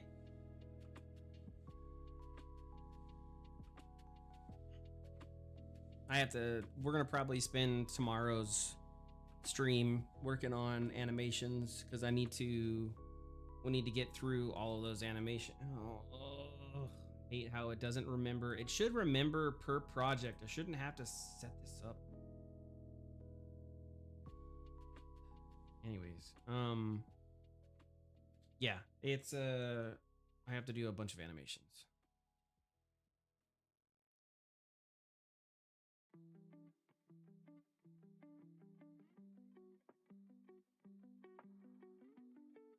Okay, so we're gonna say there's gonna be a pipe here or a pump here that's gonna basically help with moving this out. We'll have a pump on each and every single one of them, so that way it like helps with moving and pooping out the poop sludge. That's the screen. We should probably go lower, maybe mid. I don't know. We'll go, but either way, that's your screen. We can have like a little light on the top too that like kind of lights up when it's doing its thing and it's filtering and going. That's cool.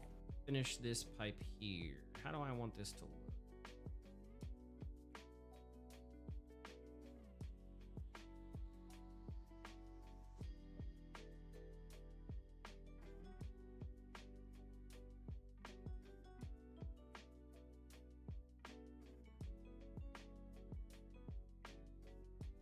Oh my lord. There we go.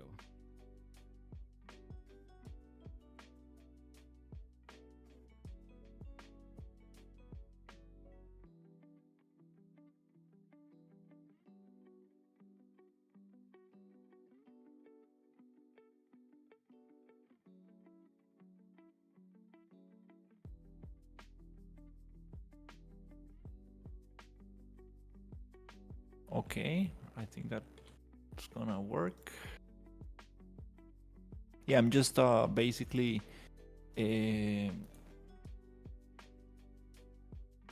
not even transferring the weights, but like binding the skeleton, and it's giving like very, very nice results.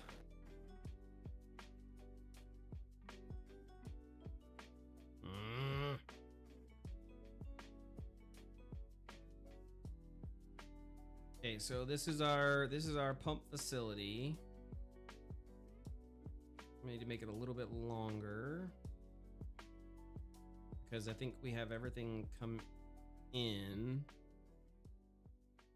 and then maybe we make it a little bit larger here, so then it comes through there, and then inside we will have, like, it comes in here, and then it all gets filtered to a big, huge tank that we have inside. And then that's a purge valve.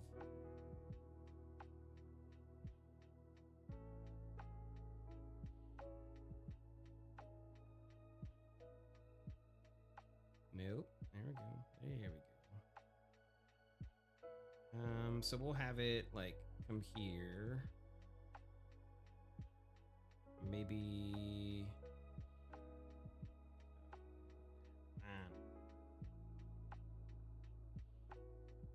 maybe like here.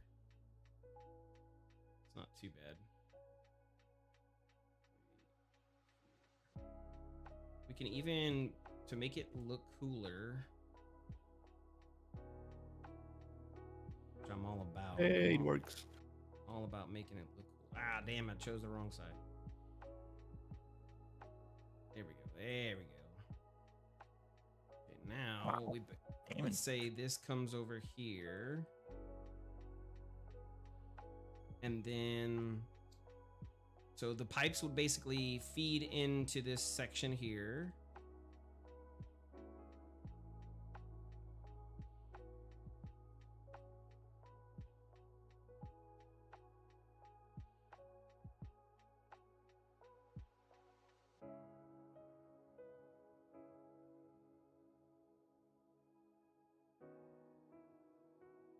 Let's say -20.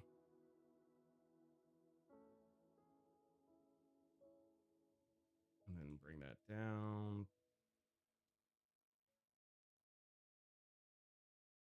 Yep. Okay.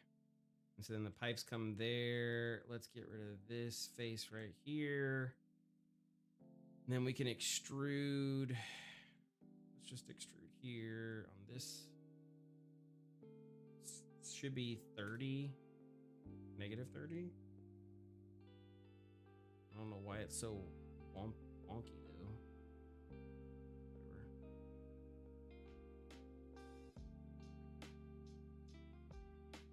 And then we extrude back here.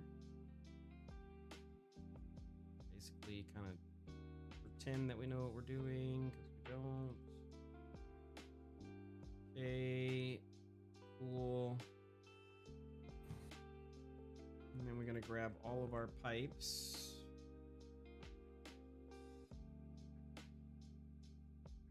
And we're gonna bring them inside. Oh, damn, I missed one.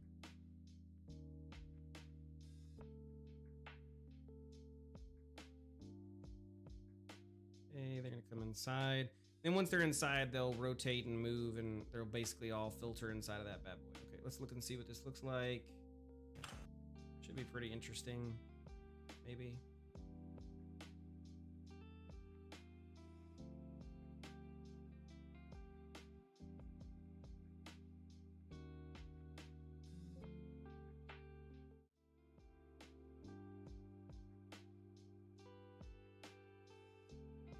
Nice. Okay. So that definitely looks industrial-ish. Only downside is there's no room for us to move there, so we'll have to give ourselves a little bit more space. But then basically all these pipes feed right in here. They'll come into this, and then I think we'll have a little station over here that's the purge valve. And basically it tells you, we'll have like a screen or a monitor that tells you it's full, and then all of a sudden it'll purge.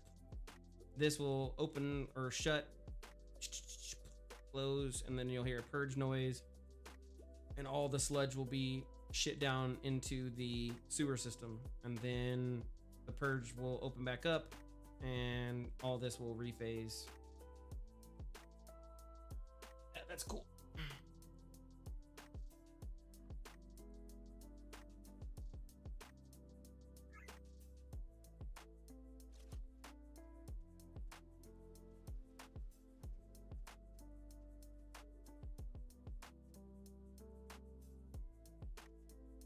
Nice, I made it. Okay, let's go and see what it looks like over there. Boom. So we're gonna need supports. I'll make supports for these, but basically these pipes will need supports. Nice. Getting that industrial feeling. And so basically, yeah, they just need the supports, which they'll get. And then this would be, we'll probably make that go a little bit lower. So it's at the midway point, and we'll have like a light that turns on when it's being filtered. So it's like, boop, boop, boop, and it shows that it's being filtered, and then the light turns off when it's done being filtered.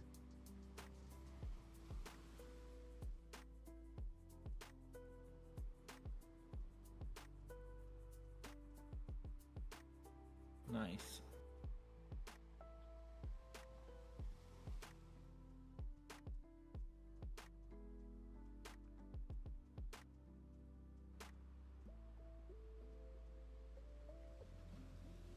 Probably need to lower this. That's a little too high. That's fine. But everything, like I said, pipes will come in, they'll go over and then down and then in, and we'll bring all the pipes in on this side over here. Control station will be here with our information, and we'll be good to go. This needs to be smaller, and that needs to be less big. But again, we kind of just rifted it together real quick. But I like the way this looks. I think we're kind of there. I wish really much that skeletal, or not skeletal, but spline meshes. I wish spline meshes worked, you know, with Lumen. It'd be nice. Well, I mean, it's just how we construct them. Because if you make a closed cylinder like the pipes that we have for the sewers, I bet they will work nicely. bro, I've shown you this like 10 times. It doesn't work.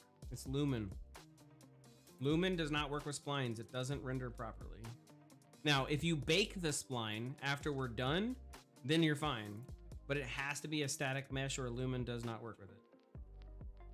Yeah, definitely. We need to bake them. Yeah, which we can do. I think that's a reasonable like thought process and suggestion, is we could bake them. I could probably set this up to work properly, and then I could use the spline mesh to make these, so that way I don't have to sit here and like do it in Maya, and then I can bake that over. That's actually not a bad idea. Let me try that real quick. Let's try that real quick. There's no reason to keep them dynamic once we know that once you get the final result, you can just bake. We have the spline mesh shit in here, right? Yeah. Okay. So let's say the tubes are 100.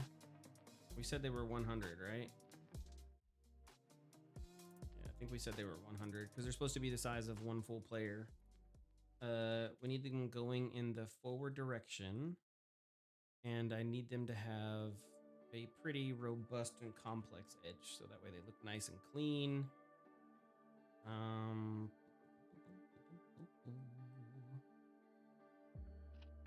And then Let me see if the pens work. Oh my god, yesterday I was like just fighting with this thing, like trying to see why I couldn't change the material of the hoodie I made. And there's this thing called source material under the blueprint. And I had a material set in there. So everything I placed on any other thing, like being the child of the blueprint, was overridden by this thing. It took me hours to find it. I was like, damn it. it's never fun. And it does not appear under material. It's one specific thing of this template. It's like state customization, and there's the thing. Yeah. Okay, so to do this properly, we need to make sure that we have as many cuts as we possibly can. So what do we say? This is a 10, right? I think I made it a 10, so it should be 100. So 2 cuts, so every 2, 1, 2, 3, 4, 5, 6, 7, 8, 9, 10. Yep. So that's a lot of cuts. Ugh. I don't know, Captain. To make it super smooth. Yeah. Okay, let's try here. 1, 2, 3, 4, 5, 6, 7, 8, 9, 10.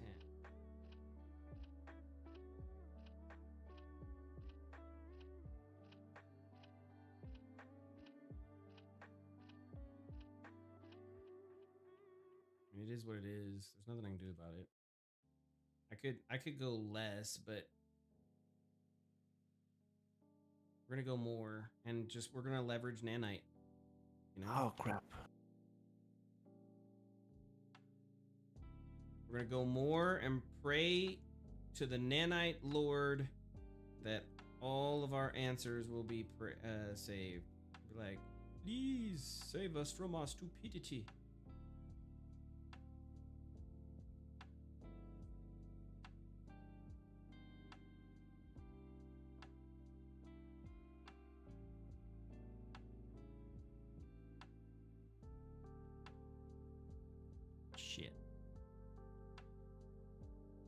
Shit.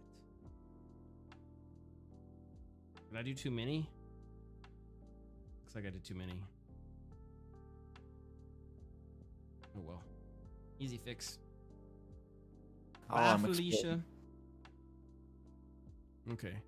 So let's delete this, and then let's file export. We'll put it inside of the engine.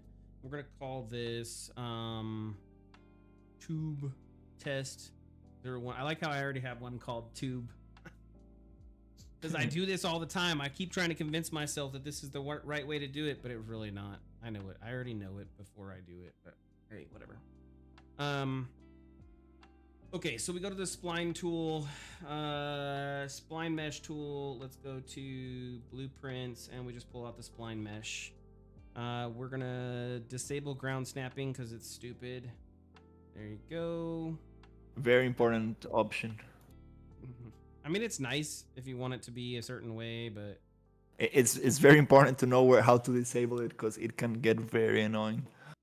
Yeah, exactly.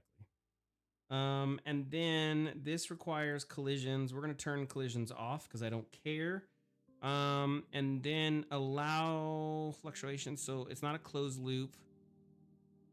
Place spline points. No. Droppage, curve scale, reset tangents. It is going to be off there. Use default spline twisting, untwist using Fernet Serretes, where you're going to want that. And then actor with spline. We're not going to have it snap to any other splines. Periodic placement, no. Placement distance. So the amount of centimeters of instance of mesh gets placed along the spline point. Note, allowable scale function. There's one of them I got to reset. I can't remember which one it is off the top of my head. But anyways, let's just move this out, and it should open our tube. So it did.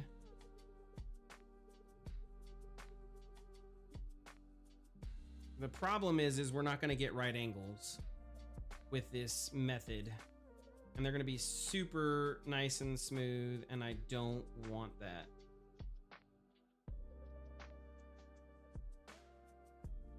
That is my... Yeah. If you want like real pipes, not cables, yeah, probably just going with the making the modular pipes. That will be the best. You just need like the same pieces I have for the.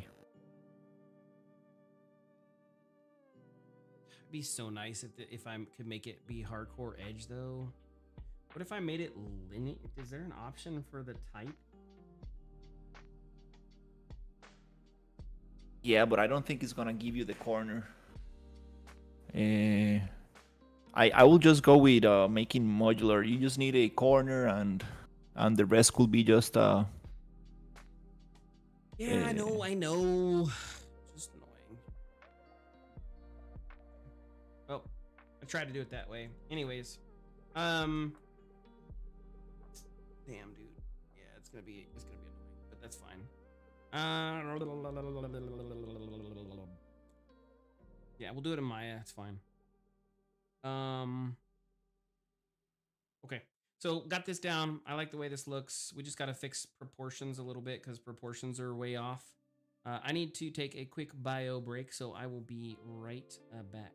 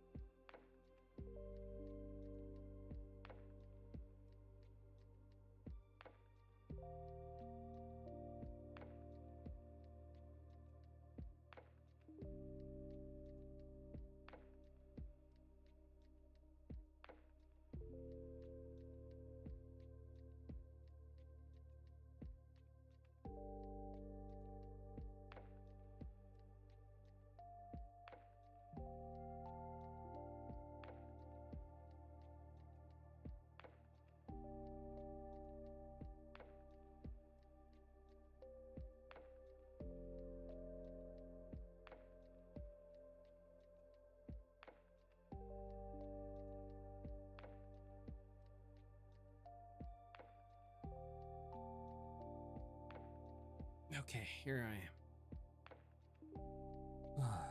Let's go.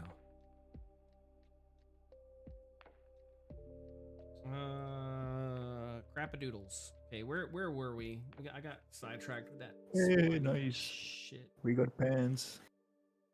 You got pants. I ain't got no pants. What?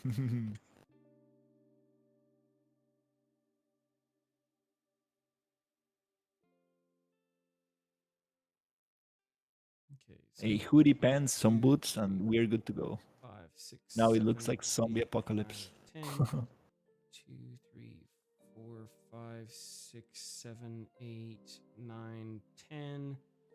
1, 2, 3, 4, 5, 6, 7, 8, 9, 10. Okay, so that should be... What? I'm confused. I thought I counted 10. Oh, What? Damn, that goes down far. Okay. Well, that's 300 right there, so that's fine.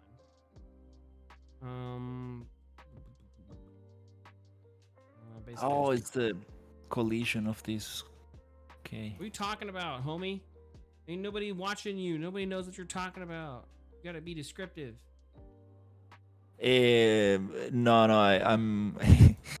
um, there's something blocking the character. I'm like, but what is this? And I had like the pants, the mesh, like correct. with some super weird collisions. You have collision on the pants, and you can't have collisions on the pants.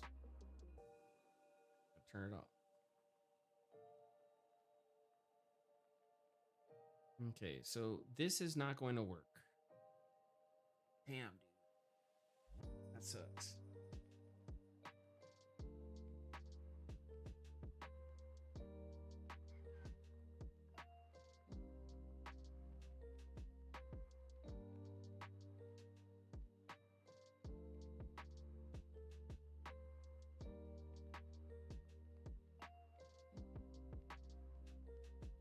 Just remember to place the pivot point right on the edge so you can connect. I just use it on the grid, and everything's designed on a grid, so it doesn't matter to me. Always works. Now my problem is not that. My problem is modify freeze transformation. My problem is these are going to intersect with one another.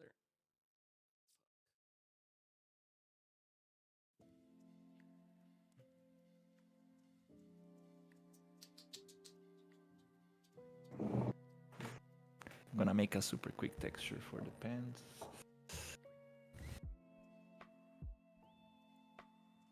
F a stick in the dick.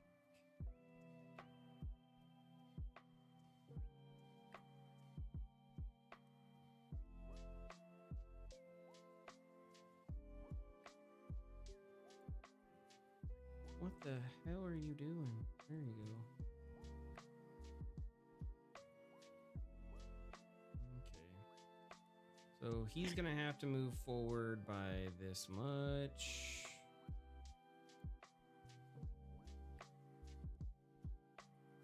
Gonna F everything up. Because this guy technically should have priority over the other turd. And so because he should have priority over the other turd, it should be here. So this one's gonna have to be even further out. Oh my god.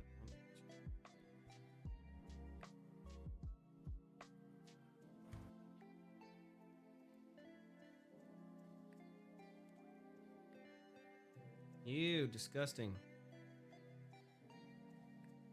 Come on. Come on. There you go. Okay, so basically I'll have 3 pipes. I mean, they look cool, but they're all gonna be messed up. So I need to pull him more forward.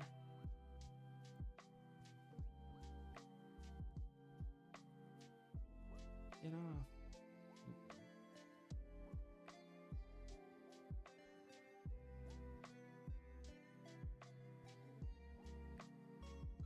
I guess it's probably better if I turn it this way. Maybe.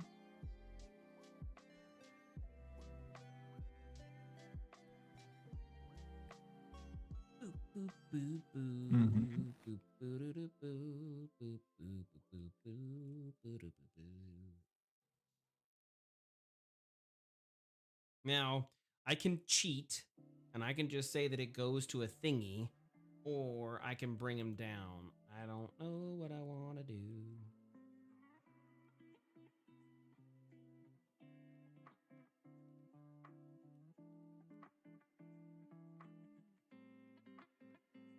I think I'm gonna make the pants kind of gray.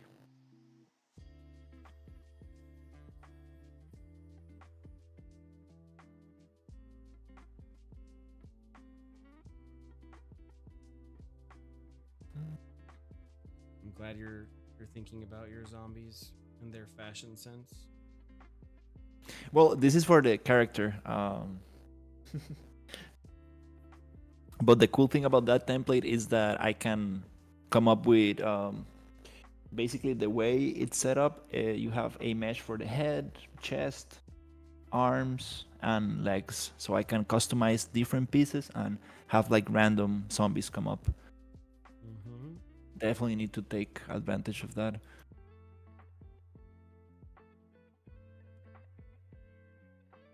Ooh, I could cheat the shit out of this and just say they go to the same thing.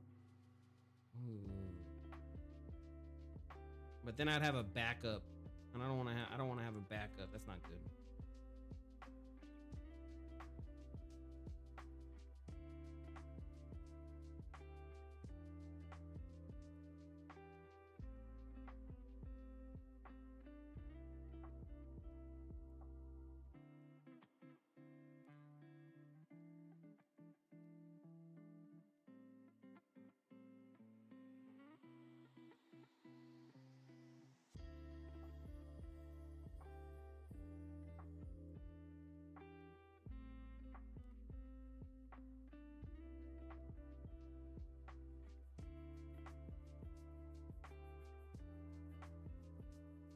Okay, so that's kind of nice.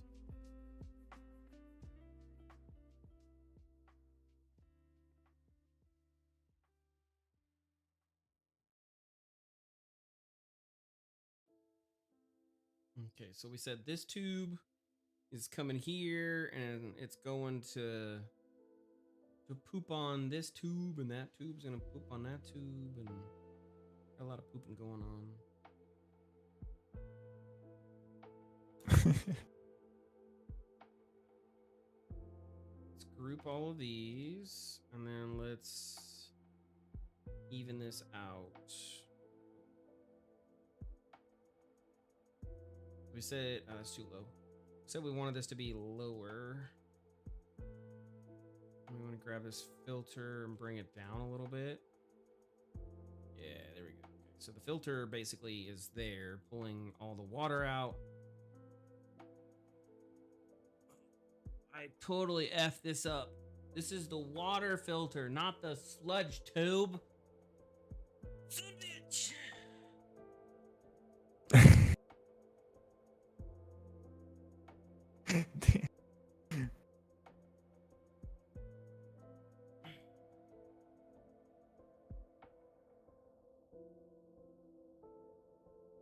Okay, I effed this up. Bye, tubes. Oof, I don't want to do that. Yeah, all these go away.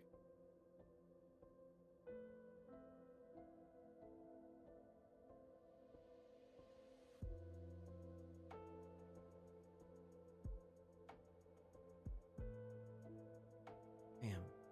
Can't believe I effed that up. That's what I get for not thinking. Okay, so what we need to do is we need the sludge tube. Let's do the sludge tube first. So that way I don't mess this up again.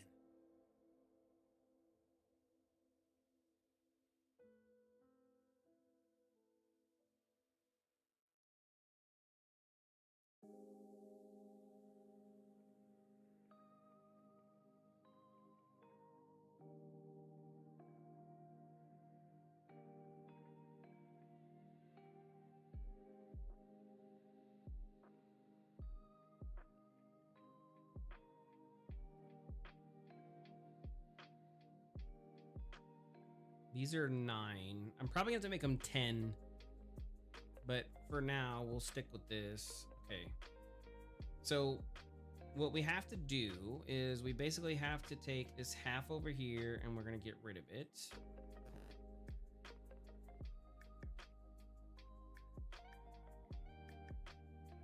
And then we're going to pull this here.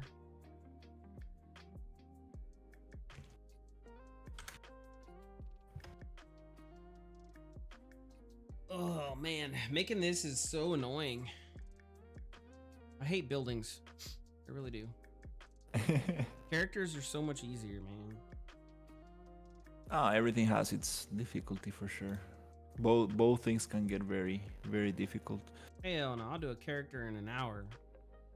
Yeah, but like characters are difficult because they are involved with animation, they are involved with so many other aspects. everything has its like, kind of thing. Suppose that's one way of looking at it. But yeah, I'm excited. Tomorrow I'll try to place those boxes to come up with a nice layout for the slums. It will be super nice to check the material you made, to get that gradient going. Yeah. And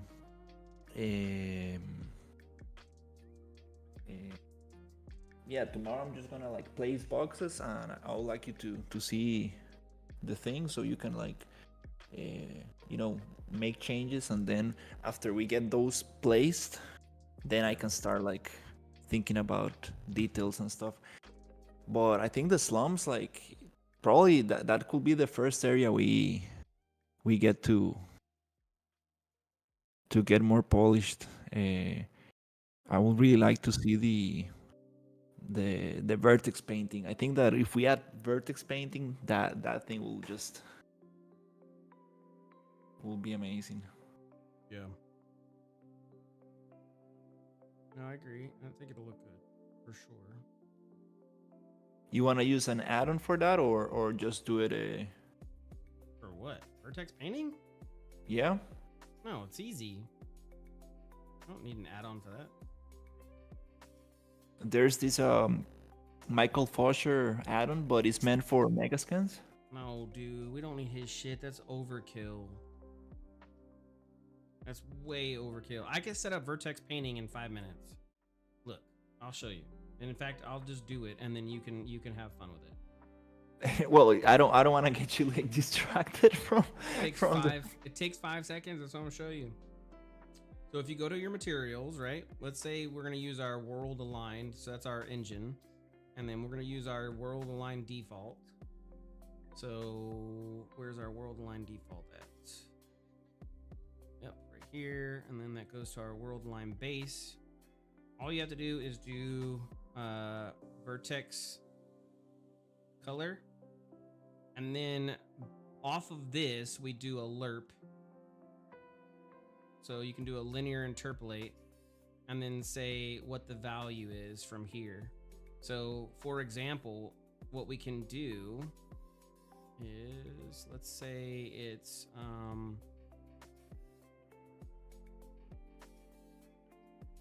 let's try this texture parameter 2D, and we're gonna call this vertex R, and then let's just assign this here. Take this, and we multiply this by this and pull that there, and then we take this and then we do this for vertex G. Let's switch this to some other random ass texture. There you go. We'll use Eat Mosquito.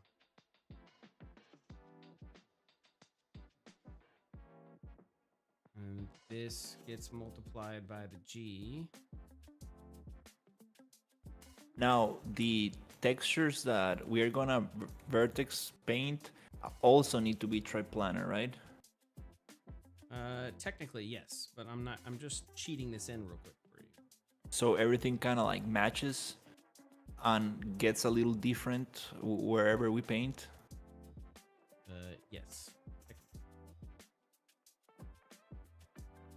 Oh wait, I'm doing this wrong. Yeah. Okay. So it's A plus B. Oh man, now I'm gonna have to go look at my damn notes. Look at you. You had me trying to brag and I was wrong. Fuck.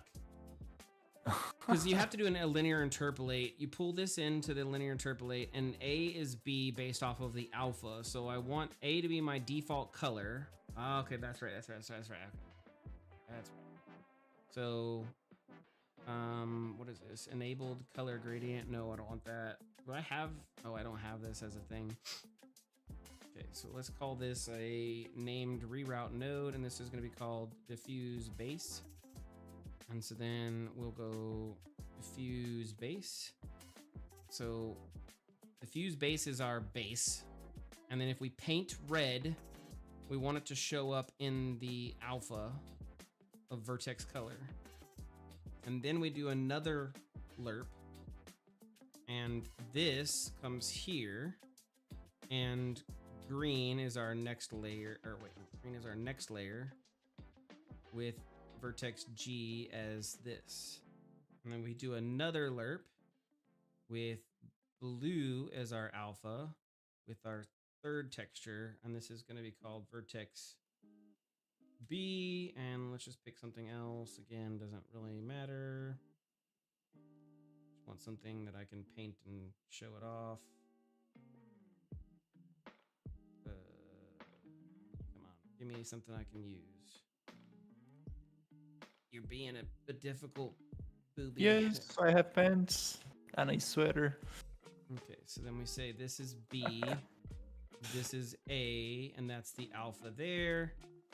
And then this gets sent into here. And no shoes. It looks funny.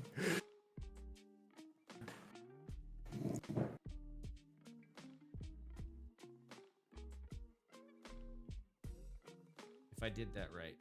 I think I did, but I don't really know. Let's try it out. Maybe I didn't do it right. Because there's technically there's no vertex colors painted right now, so none of this should be showing up. Oh, I really want to make some like Niagara particles, like but hand painted ones. Oh, I definitely effed this up. This is so effed up. What the F? Okay, I guess I lied. It's not 2 minutes.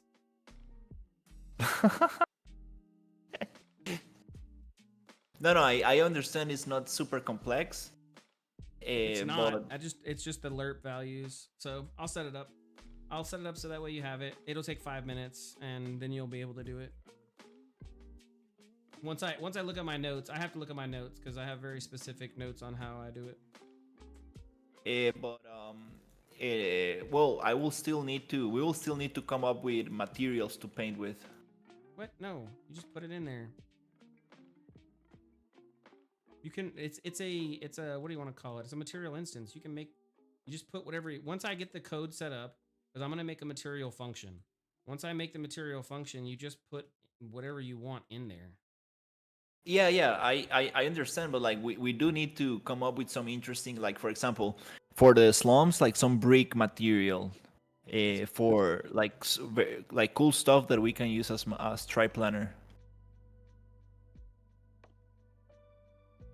Yeah, but like I don't know why you're saying we have to come up. It's gonna be the same stuff that it's gonna be. Like, never mind. We have to make it, yes, but it's not. It takes 5 minutes to make a material, bro. You'll be good. I promise you. You're gonna have all the materials. You can go crazy, and you can go triplanar crazy, and have fun with all your vertex, and you'll be good. Okay, we need a vat of brat. That's what this is. I guess. No, all I'm saying is that it will be nice to come up with some new materials to vertex paint with.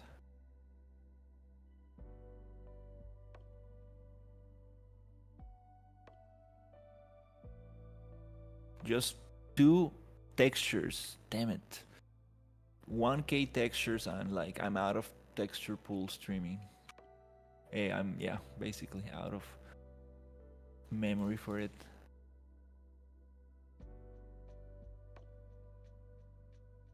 I mean, it shouldn't be that bad, bro. No, it usually just is a relocation, kind of, how do you call it? Just by closing and opening the project, it fixes it. If not, I will need to use a console command, but I shouldn't, because I'm not like trying to make this game like super light.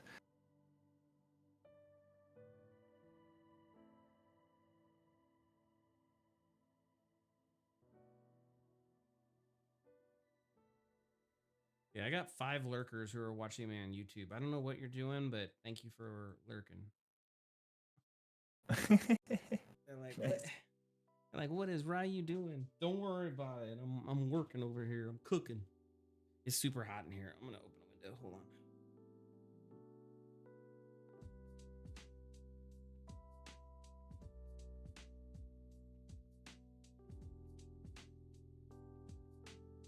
close the project, open it back up, and now we good.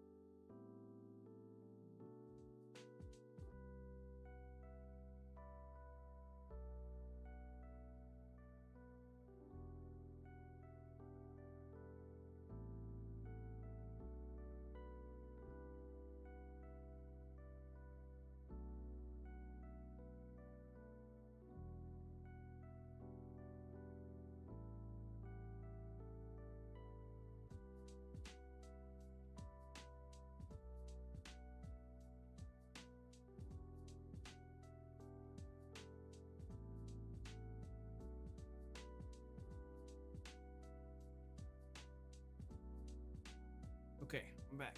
I had to open a window. It was like ridiculously hot. It still is ridiculously hot. I whenever I get the double stream computer going, I don't know. This room is gonna be ridiculous, bro. The double stream makes it like.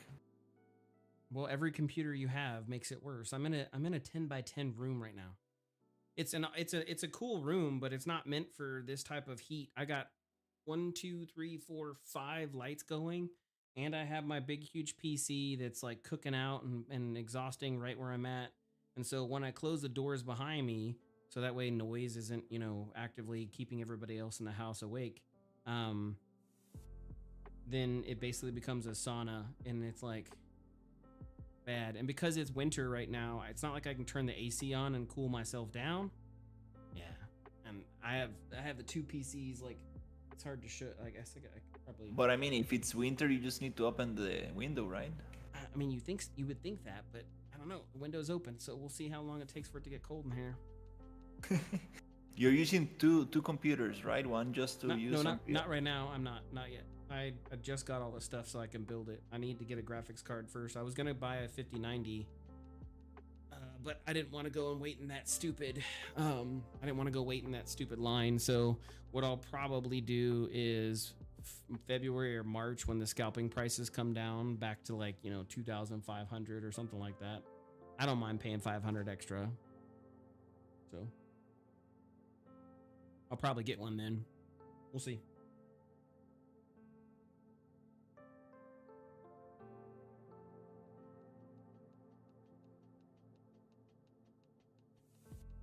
But then I'll use 2 computers. I could use my laptop. I was thinking about doing that. But I need a capture card, and I bought the Elgato capture card, but they canceled it for some reason. They were like, "Nope, we cancel it." I was like, "Wait, what?" So now I'm kind of pissed off with them, and I don't want to give them my business, but at the same time they're the best card. So I'm like, damn, dude, like. So I don't know why they canceled it either. Like they didn't like their cancelization policy is not clear. And they said something about the address, right? But the address is right. Like I don't know, man. And why they would instantly cancel the order or not try to contact me, I don't know, man. It pissed me off. I was like, okay, you know what? I'm not gonna use you, Elgato, you piece of. So yeah, I need that capture card to do the laptop. Maybe they ran out of it or something. I mean, probably too. That might be it too. And you can't buy them on Amazon. They only sell them from their store. So I'm like, okay.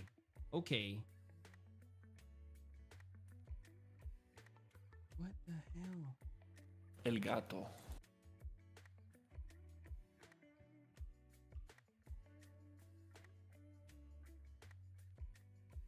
Oh, it's raining. I was like, that's the wind is like making the blind on the thingy go back and forth. And it's because it's raining. Wow, I thought somebody was breaking in the window. I was like, what? Oh, I have to kill him on stream? Okay, engine. I don't want to have to get my gun out and have to shoot somebody on stream. That would be no bueno. You said somebody's coming in through the window? No, no, no. I'm just hearing that the noise is like I said, it sounded like somebody was coming through, you know? Okay, so in this methodology, the pooper filters are here, and basically there's going to be a vat here that once everything's done, it's going to take the sludge and it's going to pull the sludge down. The sludge will be shit inside of this, which will then go into the sewer system from here.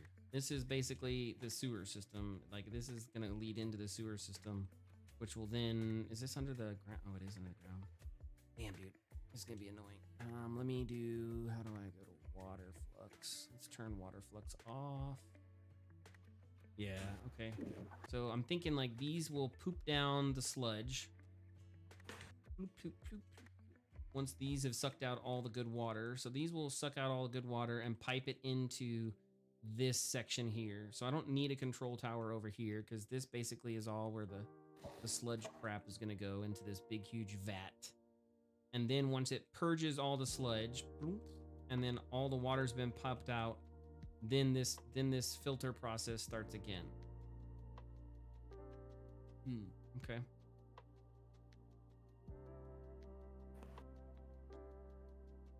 So I need something here that basically is another reservoir that pumps. Okay. What if I move this then? What if this gets moved up here?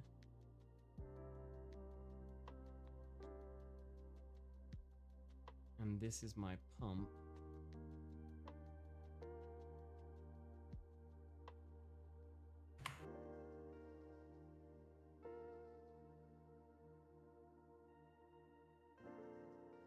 Same for here. So there'll be a 4-stage pump there. And this connects to those 4.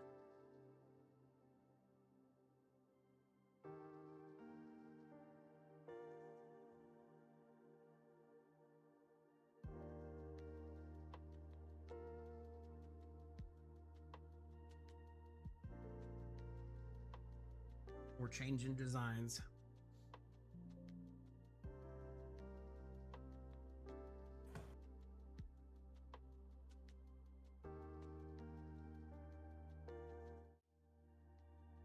Okay. So now this will have the pump that goes into the water and the catwalks will be there. This is my reservoir of the pump. And then this will have pipes that lead from here into the sludge section. So that means I need to take this and I need to get rid of this from this side because the pipes are going to come here.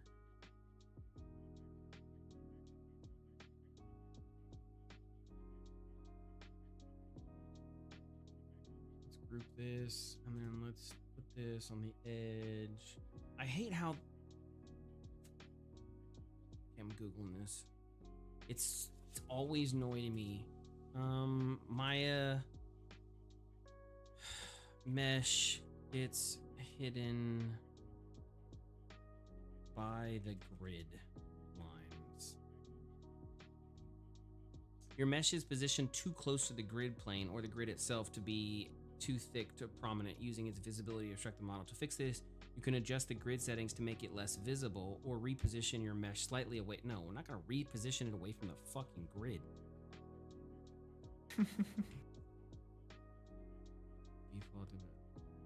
Yeah, that makes no sense. Like, that's the stupidest advice ever.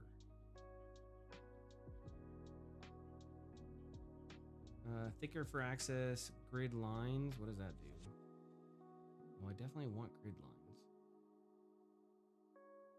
Perspective grid buttons hide on access.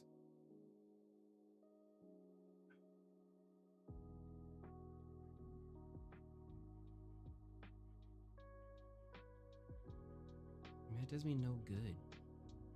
Like, I need the individual ones. Can I change their alpha? Is that a thing? No, I can't change their alpha. Yo, this is stupid. How to hide the grid? No, I don't need to hide it. I need to make my mesh come on top of it. That sounded bad.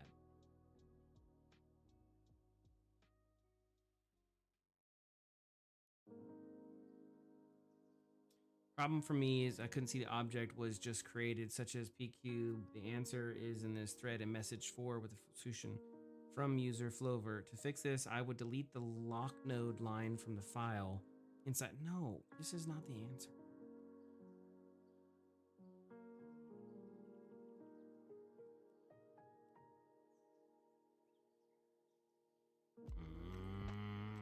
Accessing grid settings, go to display. In grid in the main menu, adjust the grid thickness in the grid options. I don't have the ability. Where do you see grid thickness? It says if I go to display grid in the main menu, adjust grid thickness in grid options. I don't see thickness. Do you see what's thickness? the issue? Because the mesh is 100% lined up with the grid lines, it's disappeared. But are you on wireframe or solid? I'm on wireframe. If I'm on solid, it shows up, but I don't solid isn't going to help me. It's because it's 100% there. If I move it over, it shows up. It's because it's hidden. It's a camera setting, I'm pretty sure.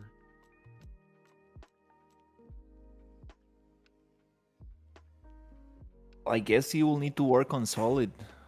No. Not the answer. Near clip plane, that's my distance clip plane. That's not the answer either. Damn it, dude. I remember there's a setting. It's a setting that you can basically tell the grid to F off. Oh, you want to turn the grid off? No. I want my lines to have priority. Over the grid. Correct.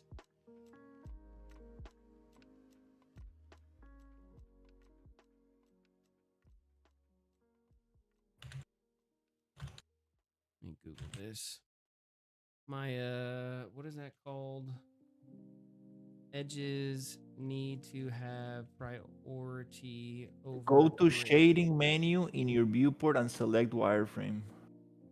This will show the wireframe geometry on top of your grid without any shading applied.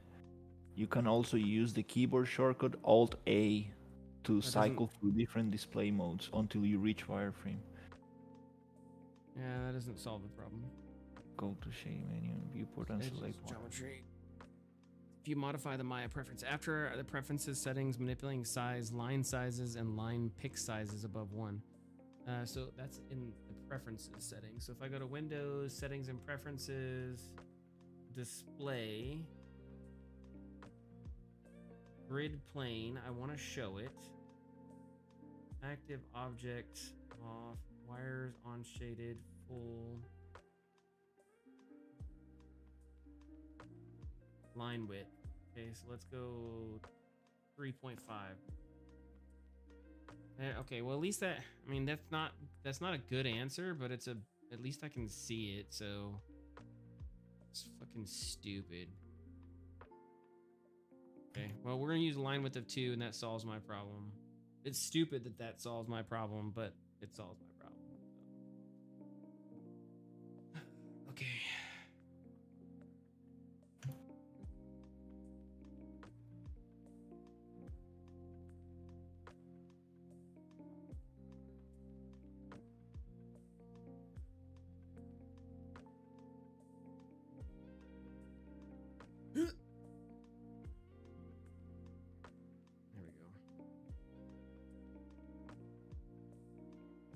Do I want it this way?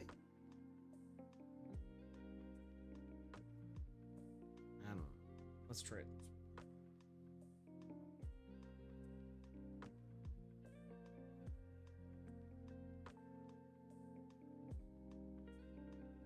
Ew, disgusting. I have like no room.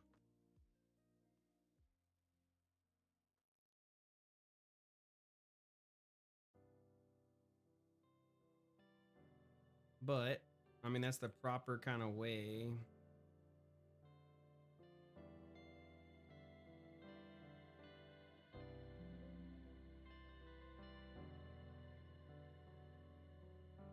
Oh yeah. I'll be lurking because I am working on some Blender stuff, but I'll be here in the background. Sounds good, Nazareth. I didn't even see you chat me. Sorry. And it's going well, man. Wait, you said first time chatter. Oh, this is your other account. Okay. I was like, wait a minute. I know I'm following you. Okay, so why is that one off? Yeah, whatever. I don't care. Let's see what it looks like. And let's change music while we're at it. We've been listening to the slaps for too long. Oh, I got the stream muted. Dude, like your volume compared to your Discord, dude, it's like way lower. What are you talking about? Like for example, I have the stream muted right now because we are talking on Discord, right? But if I mute my Discord and hear you talk through your stream, like the difference in volume is like it's probably a lot. And the reason why is because I'm filtering my stream volume. Yeah, I'm filtering my stream volume. That's why. But that's what we were trying to tell you last time, that it's a little bit too low, I think. I mean, I don't know. I'm looking at the microphone right now. It's on the Yeti. Let me switch the device real quick. Yeah, okay. And if I look at I mean, I'll listen to it when I'm going there, but when I watch the recording, it was perfectly fine. So we'll see. I'll see it afterwards and I'll let you know. But everything is looking good on my end. I'm seeing everything correctly.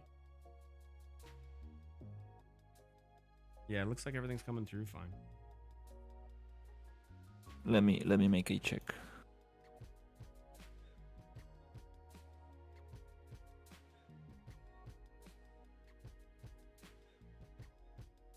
Yeah, it looks fine to me. Because when I'm looking at my mic aux, I mean, I shouldn't have canceled, son of a bitch. Make sure that this is going to the right one. Hit the settings. This is going property. This is going to SteelSeries microphone, and everything is good. So, and I'm getting 75 to 20.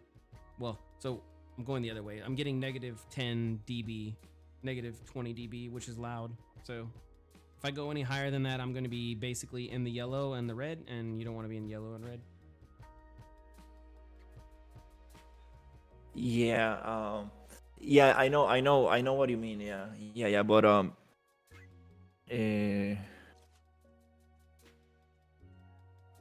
I don't have that problem, or not that problem. I don't have that setting inside of Discord. That's why I'm louder in Discord. I am purposely taking away 20 dB from my microphone on the stream, so I do not hit the yellow or red. I think that 20 dB is what making you like sound very low. Well, and it's okay to hit. It's totally fine to hit yellow. I think yellow is a good point. I know it looks like you know, like the kind of like the warning zone, but no. I think hitting yellow is good. I'll watch it after. I normally watch them, and I'm not gonna argue here because I don't know.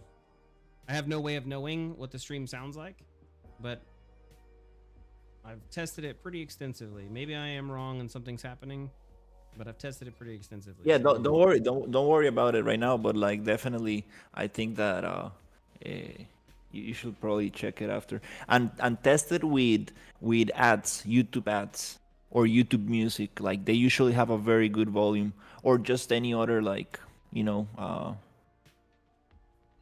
let's say I don't know how to say it, like maybe like other like YouTube channel like that, you know, that is gonna sound good.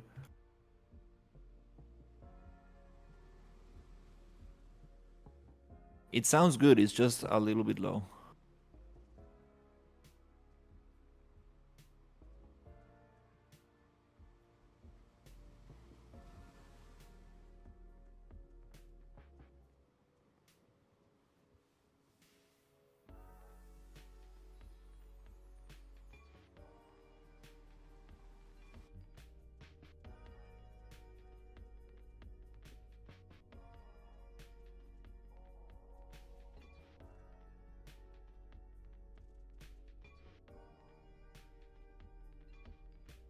The hell?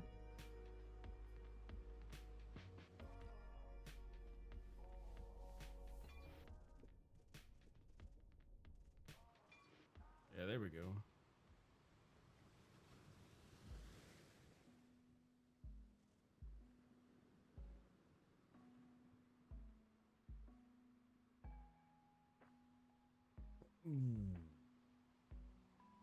Yeah, I don't know. Everything looks good on my end, so I'm not sure, man. Say something on Discord. Let me check the volume real quick. Check, check. Yeah, you're gonna be loud. Let me cancel GG. I'm gonna lose everything real quick. Sound's gonna get all effed up. Sorry, people.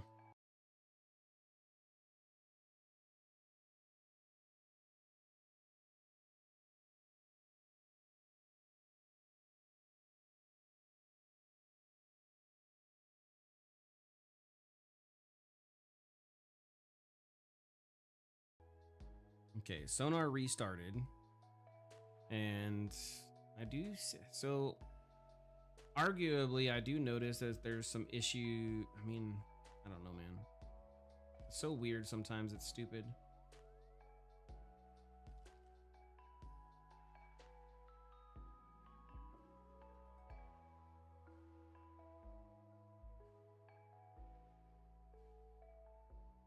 Let me check the game real quick. So game is loud.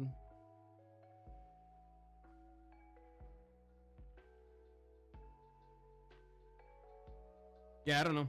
And like I said, I'm in the perfect thing, I think. So we'll check it after stream. We'll go from there.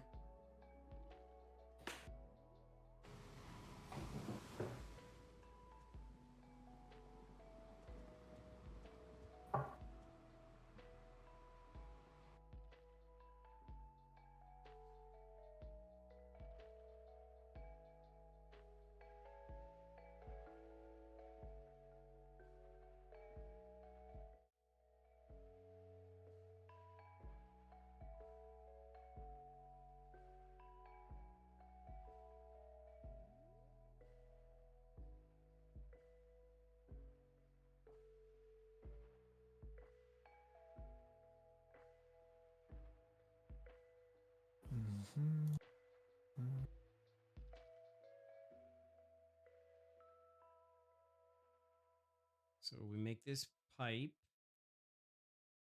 I bring it up. Down. So basically this will be a purge valve.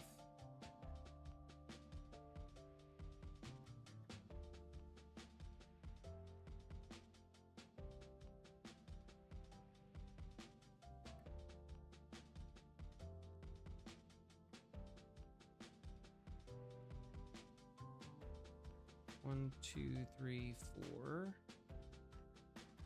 And technically this goes away.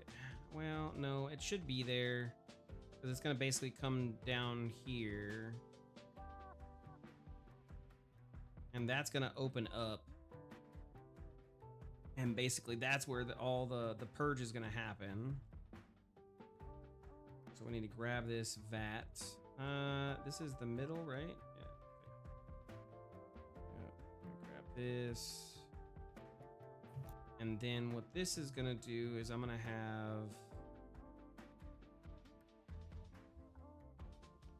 need one here. I'm gonna need one here. I'm gonna need one here and probably here.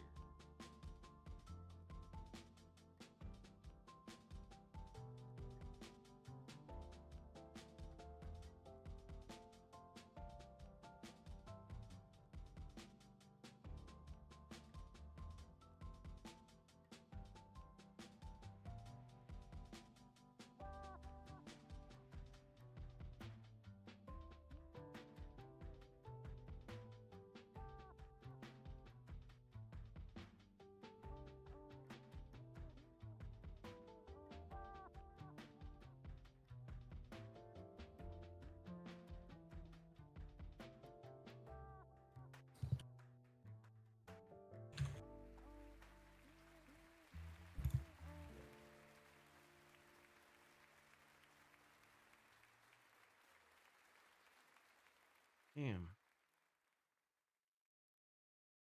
Okay, well, whatever.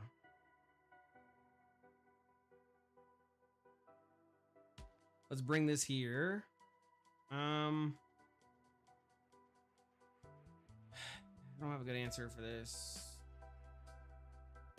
So I have the hole, but I'm gonna have some edges there too that I don't want to have. I think I need to make two more cuts, basically. One there, one here, one there, one here. And then I can basically bring that. Well, I'm gonna need 3. F.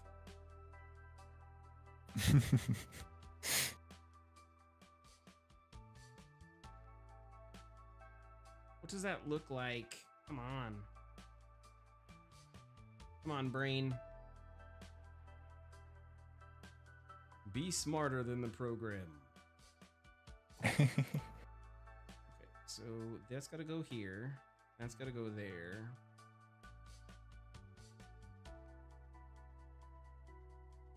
What if I did that? Okay, that works. It's not flawless, but it works.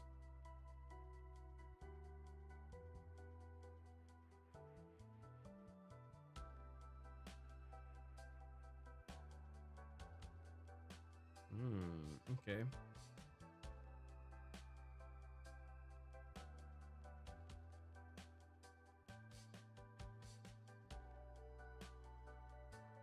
Okay, so now if we grab this.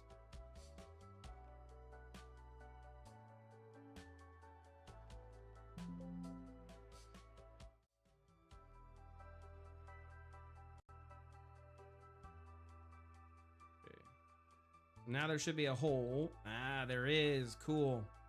Okay, so there's a hole, and basically what'll happen is when this gets full and the system says, okay, it's time to purge, then it'll turn off this valve, so it'll close, right?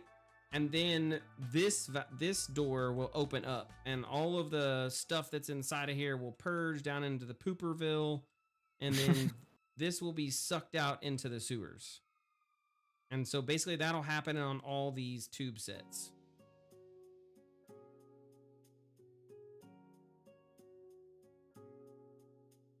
And then when it's done, it'll come back.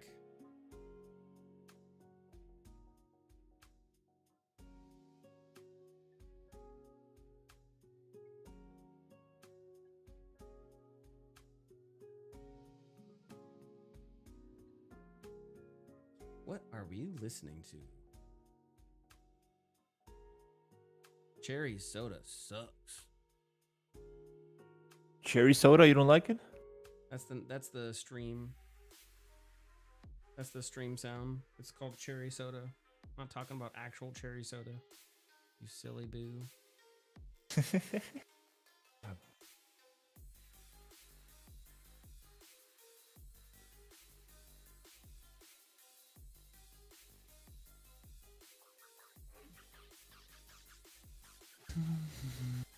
So we need this to go as close to this edge as possible.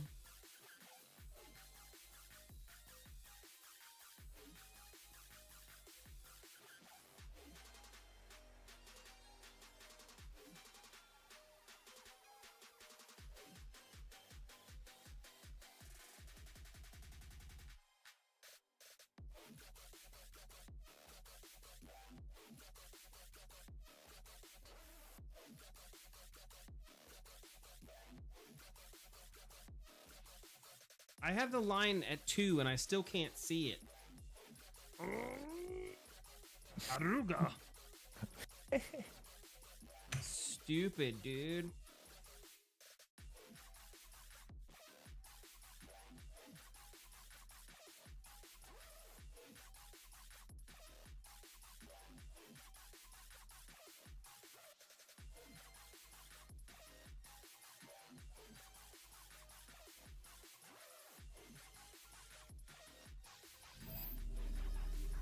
Oh, I got a follower. Who's following me? You Nice. wait. Okay. You white police. Thank you, follower. You white police. I don't know how I feel about that. Okay. Thanks for the follow. I don't know why we gotta ooh the white police, but I appreciate the follow anyways. Okay, so that's 2 in. We need this to be 2 in.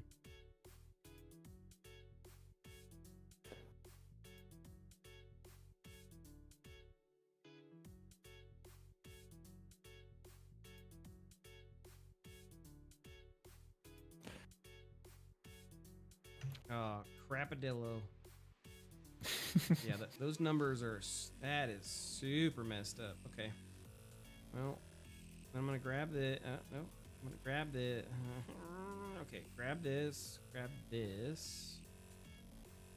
and then let's put it on a line. Put it on a line.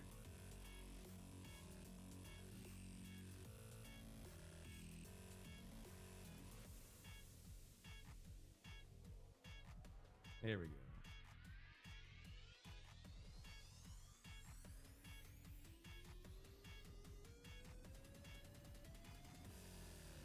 Okay, so that's basically the way that this is supposed to look. So we get rid of this, and we get rid of this, and we get rid of this, and we get rid of this. We group the 2 of these turds together. Man, I need to set my edge to one of the corners. That way it's easier to move over. Go. Dude, how does the Twitch partnership work? Like, do they like work based on ads or something? Yeah. Yep. You basically get ad revenue and a bunch of other stuff. I kind of got disenfranchised from Twitch because back in the day, like I said, I had 2,000 plus followers. We had like 100 to 200 people watching simultaneously, and you have to do it for before. I don't know what the current regulations are, but you basically had to do it like for a month straight, or I think it was like 2 months straight, where you had to like hit those numbers. And so we finally did, and so I applied for the Twitch partnership, and they were like, "Yeah, your numbers are bots." And I was like, I literally bought no bots. Like, I have not bought any bots whatsoever. And then what also pissed me off is there was people who had like 10 followers, but because they were friends with people who were on the approval board, they got partnered. And I was like, this is some bunk boo-boos. So it was very hard in our field to get approved. So I got disenfranchised from it. And then they did a bunch of shake up and shifting, and people, moved, and I think that things changed, and then they added the affiliate process versus the partner process, and so I'm sure things are different now, but like I said, I was disenfranchised from before, so just stop. Okay, so the good news is now we basically have the VAT platform. And you can see how it tunnels down. Cool. Nice. I like those like round shapes. This oval kind of thing looks very futuristic. Yep.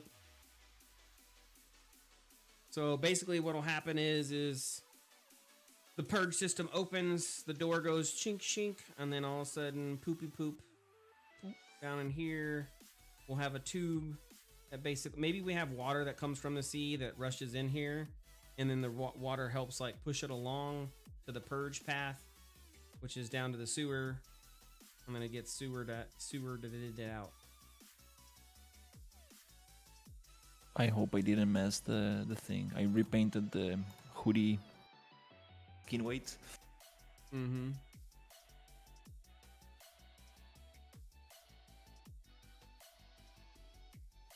You do make a good point though. Why am I cubing this? If our design is to be the same, right? Why am I cubing this?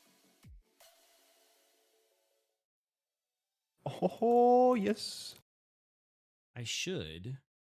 There's nothing more satisfying than getting some skin weights painted right. It's like, yes, it deforms properly. I don't know about that. I mean, it is nice, but there's some other rewarding things.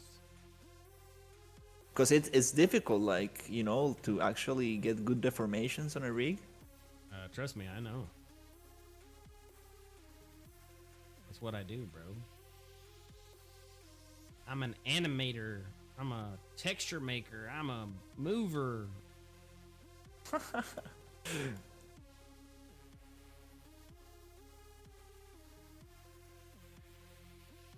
Okay. So we're gonna I liked what you said. And so we're gonna follow that format. I liked it. And I agreed with it. I agree with it. I agree.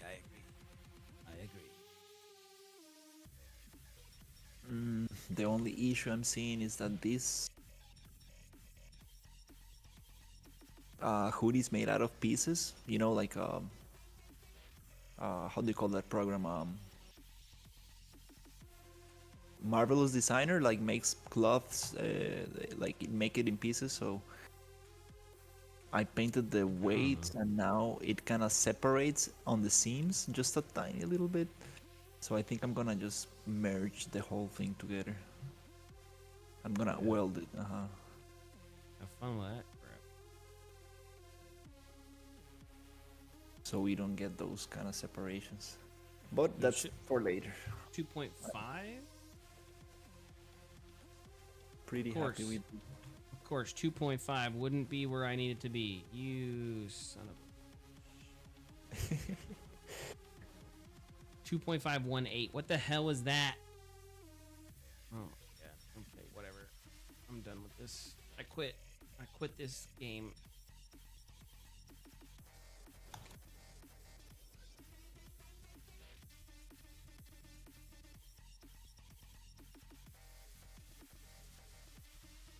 So for the game jam, dude, like what was the main goal for the game jam? Like what was the game back then? What are you talking about? Imperium? Wait, what? You're asking me what was the purpose of Imperium? No. Like what was Imperium back when it was a game jam project? Like I mean, technically, it's the same thing. Like they didn't really change, but so when I first made this, see, this is such a good choice. I actually love this. Hold on 1 second. Sorry, brain is just focusing on this real quick. No! Oh my god, why? No, I effed it all up. I have to start all over again. So when Imperium first was a game jam, the purpose of it was like ancient something. I don't know. Let me look real quick. I can tell you what it was. The theme was... where does it say the theme? It has all the prizes and everything. Where's the theme at, you clowns? What was the theme? Antiquated future, right? So I was thinking antiquated, meaning antiquity. So Rome and Greece and things like that. And then future. So what if Rome never ended? And so then the question was, okay, I'm going to make a Roman game in the future. What would be cool to do that with, right?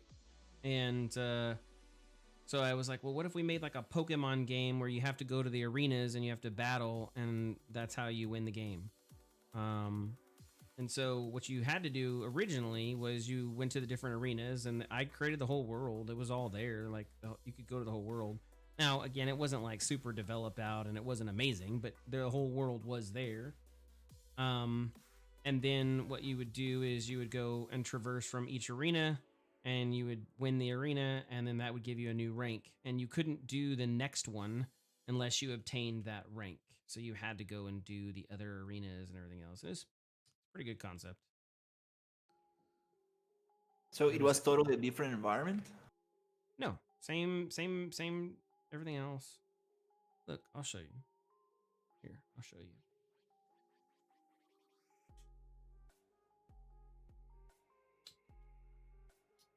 Where's my submission? There it is. Dashboard. Bam, the gift. I had 12 people view that the other day. Nice. Okay, so if I go to display, this is what this looked like. This is what the game looked like. This is what it released like. On the day that we launched. And so, you know, we had an arena, a big, huge one where people could chase you. And I had little boards in there that would tell you kind of what to do. And then I had little villas all kind of designed out, and each villa was different, and you could gain armor, and then you would start off and you'd go to different villas and you'd gain the armor and try to win the stuff. I even have a playable version of that. So let's play. Oh, the can I see the countries are different. Not really, but yeah. Where is it? So Mega Jam Original. Let me mute. And then let's play Mega Jam Original. This is the Mega Jam that released during the Game Jam.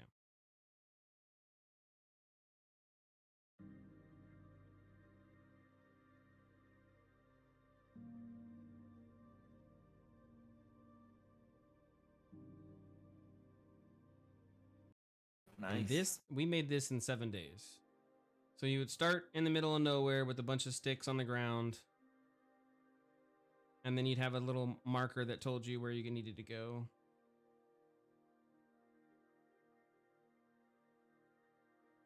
And we had toggle sprinting. The animations are kind of meh. They're not amazing, but you know, whatever. And then these are time-based. So you would have to save, and then you'd have to come and apply to the arena. So you sign up, and let's say I wanted to do the 10 o'clock trio match. So I would click it, and I would be signed up for it. And we didn't really have any way to let you know that you were signed up for it, so you were signed up for it. And what would happen is basically I'd have to wait until 10 o'clock. So, you know, I could go around, I could go find some other places, go do some other stuff. And then at 10 o'clock, I should be teleported back over here, but I don't think it actually worked. So I'm going to try to stay here. So we're going to wait a couple of seconds real quick, and then we'll watch it teleport me in there, or it should.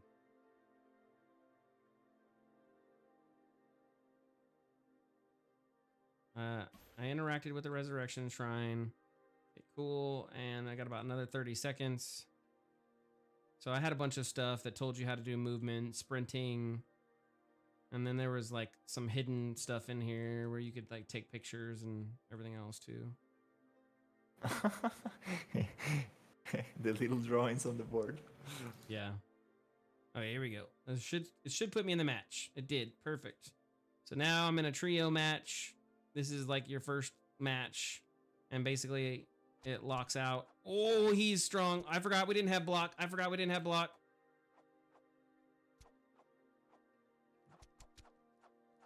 Oh, I could have sworn we had block. Oh, maybe we didn't have block. Damn. Okay. This is not good. I could have swore we had block. Maybe we didn't. Okay, well, you beat him. Yay. And then because I beat him, now I got the trio rank. And so now I'm a trio. And you can see that whenever the match is going, it's like that. So then I'd have to set up. And then the important part was you have to make sure you save. If you don't save, then you're effed. And then I had a little dungeon over here. This is using the old, this is using Unreal's Ocean, by the way. This is not Flux. Because during game jams, I try not to use any plugins, so that way we get more credit. And so this was my first little dungeon thingy that I made.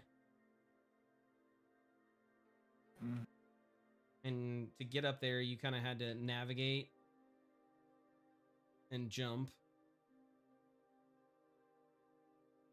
And then the skeleton would kind of chase you, and you'd have to... Oh, of course I got hit. Son bitch. Okay, well. And this was also a bug that happened. People would get stuck. And you'd be screwed. So that was a bug that happened. Lots of people were like, "What the hell, man? I'm stuck." And I'm like, I'm sorry. So you would, Well, that's just not like, it is just yeah, it's just the terrain, right? Like we just a matter of like fixing the terrain a little bit. yeah. But I mean, I didn't have enough time to test because I made the whole world. I didn't have enough time to test, and so I basically just put a bunch of crap in and was like, "Okay, here you go. This is your life." I forgot about sprinting. Our stamina system was very basic, and so it didn't have the new kind of like system that we have now, which is nice. So you had to manage and mitigate. Okay, now that I've got it there, now I can sprint, and I should be able to pass him. And make it. Yep, and then pick up the potions and the shields.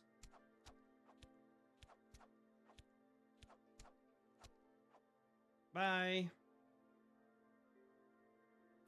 Do the skeleton have? Is that an armor? Yeah. Like a helmet on the skeleton, or is part of the design of the head? No, they have helmets. Nice. Yeah, they have helmets. This Yeah, was like, go ahead. It's been a long way. It's come a long way. The game, yeah, definitely. Yeah, I mean it's old. Oh, what the heck, man? Oh, I forgot the shield is serious. Yeah, we made shield blocking a lot harder, and they could Harder dodge. than it's now. Crazy. Yeah, because you had to face it properly. Like in this version, if I'm not facing it properly, it won't block.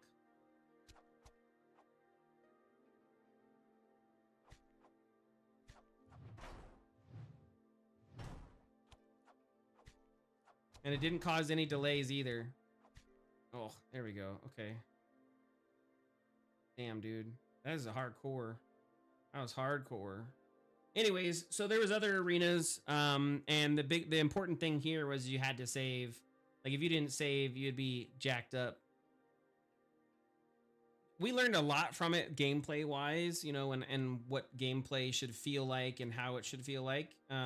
Especially for a Souls-like. I've never made a Souls-like type of game before. So, trying to figure out what that looks like and how that works was very interesting. Oh, let me go save real quick. So that way when I die. And then we actually had arena matches automatically start. Like these automatically started by themselves and they would fight each other and everything else. Automatically, but they got stuck. So we're not doing that. If he tries to roll out, he might actually be able to move. And they would fight each other. There was some, like I said, there were some bugs. AI is not Mester's strong point. And blocking was infinite. So you could like infinitely block. So you did this with Kendrick? No, Mester. Oh, with Master, okay. Yeah. So this was the harbor town. And then there I don't have flying. If I had flying, I would definitely fly so I could go up. We had random bandits, kind of that are around and they would chase you and they would fight each other and all that other crap. And then there's a town up there and town on the other side. I don't think we had a dungeon over there. I can't really remember what was over there. I guess I can go over there and look.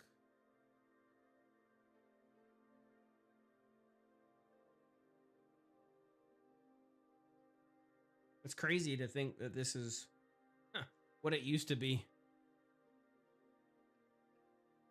Oh yeah. I had like a little fake dungeon. It wasn't a real one. You could actually get a really good sword if you risked it. Let me save real quick and then I'll go risk it. So this was the bandit town that we have now. It's not a bandit town now, but it's an arena.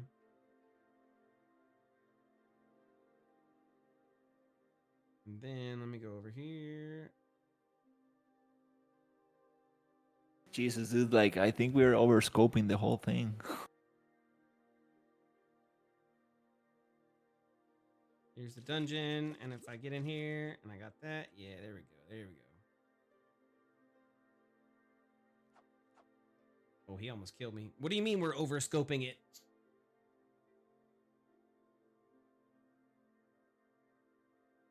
I don't know, like it's you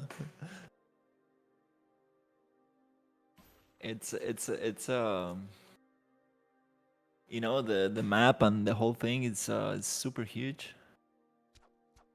Yeah, but that's because we're like you're supposed to be able to do stuff. This is not balanced in any way, shape, or form.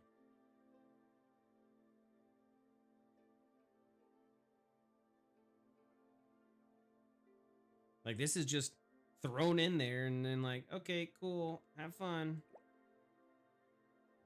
Oh, that's right.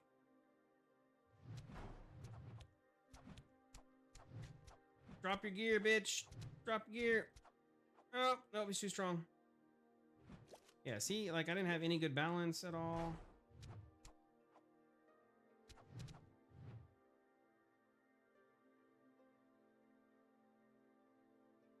Yeah, there was no balance back then. And I just made mountains. There's the big arena. And then over here is another villa for another arena. There's another villa over there in the fort, the whatever you want to call it, place. And so these villas are different strengths. Like if you signed up for the event at this villa, and each villa is a different time of day. So like there's guys fighting in here already, and they're like fighting each other, and because the event just started. Nice. And because I left the zone, and this was our first time that we've ever created a game that had spatial loading, I lost my weapons. So, yeah, there's lots of bugs. Lots of bugs.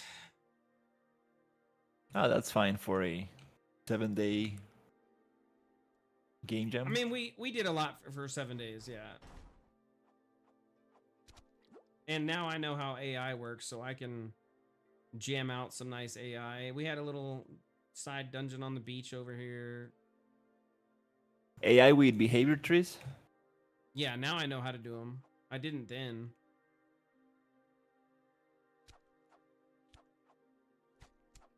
So, and then we had the Infinite Arena. We had that here too. But that was like super basic, and we threw it in last minute. And so if you had played the game at all in the main world and you came to play Infinite Arena here, you would automatically spawn underneath the world. So yeah, it was super dumb how that works. But I'm curious to see with the new, did you get the new drivers yet? NVIDIA drivers? Yeah, they just came out today or yesterday because of the launch. I'm curious to see what that boosted our frames per second to.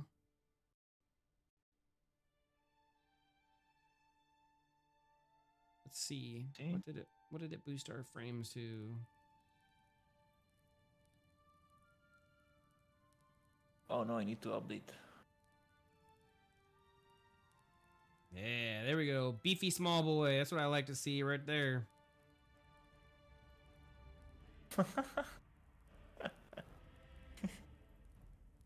You can have different eyes. Let's make him mad. He's mad.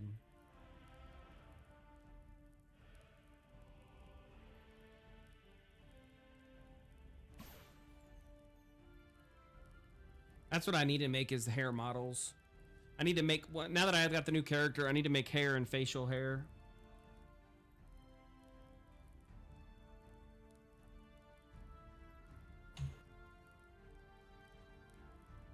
Yeah, so this time has been like used on polishing stuff. I mean, I wouldn't call it polish, but basically fixing up all the systems, you know? Because we've changed a lot. Like I said, we have better stamina system, better run system. We added in the whole dungeon stuff that didn't even exist before. The quest stuff, none of this quest stuff existed at all. Oh yeah, the quest, the dungeon, Stop mucking about and get over here. We've done a lot. animations. Hey, old trio.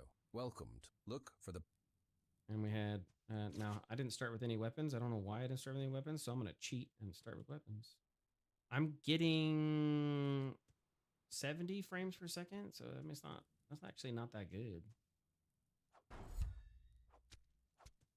Really not that good. I should be getting way more than that. Should be getting 100, 114. Oh well. We'll have to figure it out later. Anyways, I'm just gonna cheat the stuff, so that worked. And now I'm outside. Yeah, totally different system now. And we have all the, like I said, everything's kind of working otherwise. Blocking's a lot better now, and you know, combat's a lot better now, and all the stuff. So Are you on the main project? yeah, this is the most recent build of the main project.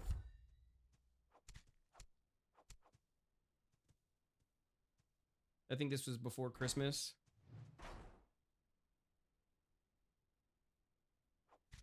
Yeah, see like how the spear guy, he's supposed to be doing animations, but he wasn't attacking.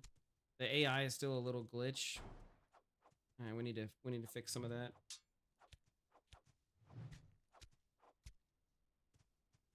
Nice, nice. That's better. I'll be right back. Yeah, yeah.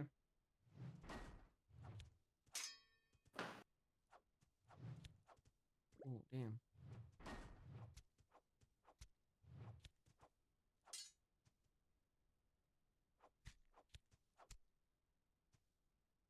Okay, so he has shoulder pads that are better than mine. Yeah, are those better? Those are better.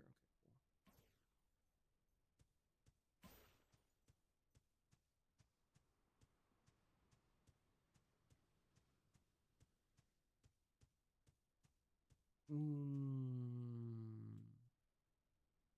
Cheating like a cheater, cause I'm a big cheater. Cheating like a cheater, cause I'm a big cheater.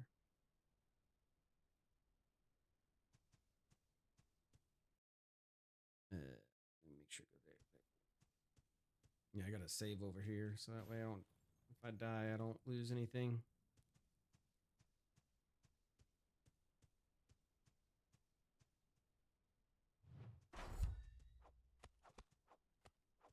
Oh, no. I lost my chance. Well, here we go. Perfect. Perfect parry. Let's go.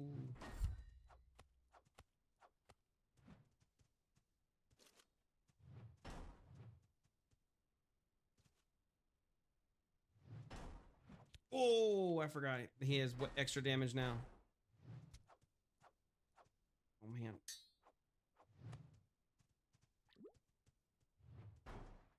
I'm definitely dead. Nope, I survived. Yeah. Okay. Yeah, that's 17 damage, bro. That's like, that's my life. Anyways, I'm not gonna F around with these guys. I got some cool loincloths. Oh, well, I guess I can get... He doesn't really have anything I need. I need a better sword. I guess I could use a mace. That mace is gonna do a lot of damage. Oh, and he had a pot. There we go. Yeah, that mace is gonna do a crap ton of damage. Okay, well, let me save. Let's go inside the dungeon real quick, so I can get myself some health pots.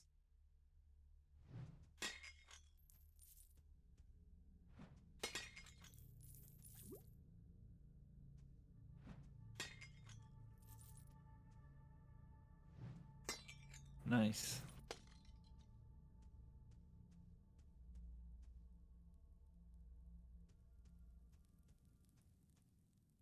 Okay, now let's see if I can take out a skeleton without dying.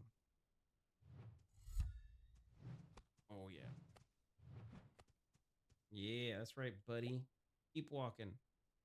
You ain't got nothing on me. Look at that perfect parry. Oh, okay, okay. I want that helmet. There we go. Is that better? Can't tell. No, it's not. There you go. Perfect fairy. Bye. Oh, he didn't get melted. He should have been melted. See how easy perfect parry is? You just gotta know the timing. I've played so much that the timing is like in my head easy. Oh, he had the nice shoulder pad. Yeah. I heard something over there. Let's go. I'm gonna melt him. Oh, so much damage.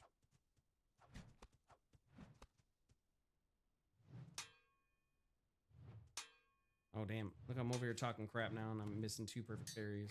There you go. Melted. Melted. There you go. Anyways, yeah. So this is the new stuff. It doesn't have all of your new. I can't build right now because I tried doing it the other day. Because Homeboy literally destroyed all of the items and everything else. So we don't have the newest stuff.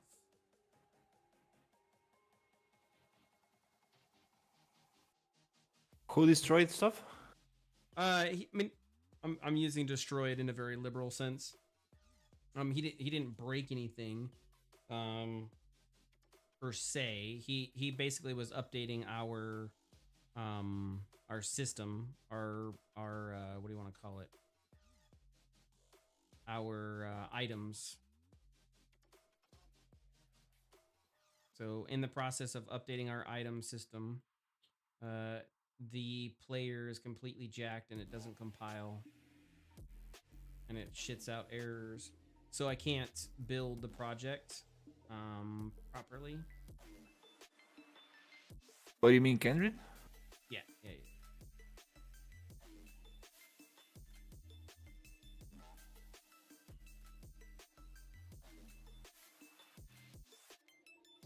Okay, what if I make them circles?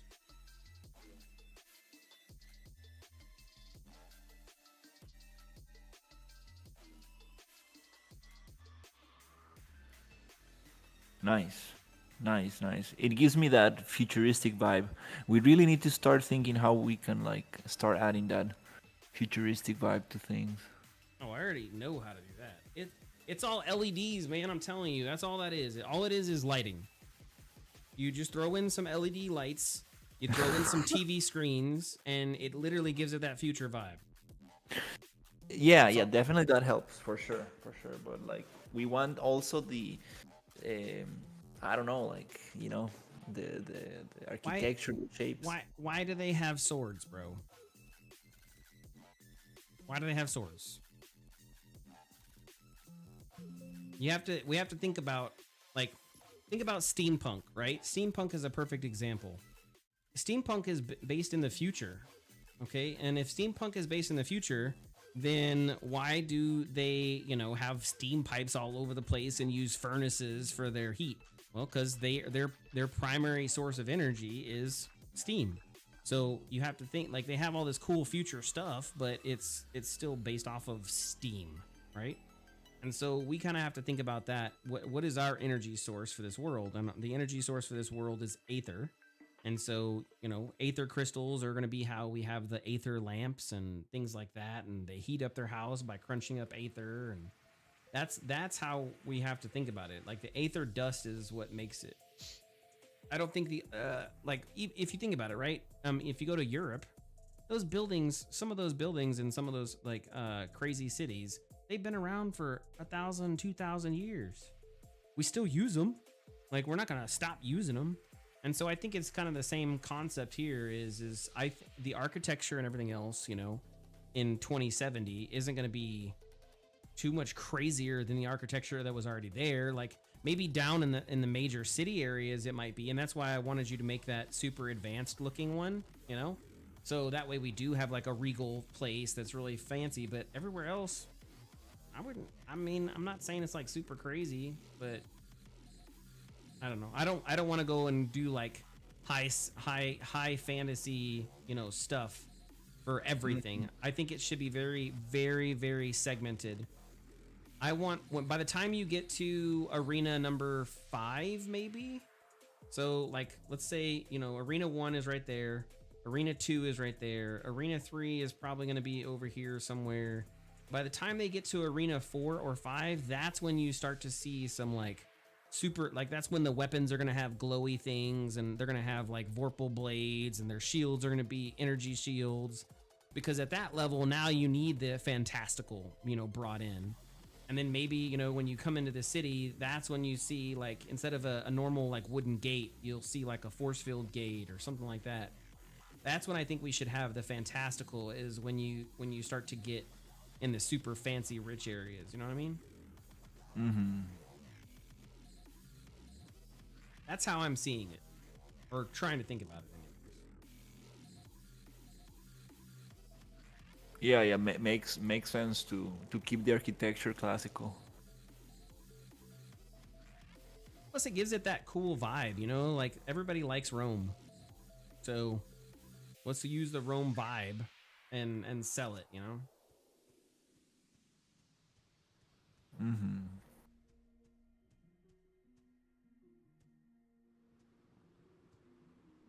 Want to put a dino on a leash in the arena to fight some armor on it. I mean, maybe one day we'll have dinos. I'm not saying we're going to have them. Maybe they do some genome splicing and the mad scientist figures out a way to bring back dinosaurs.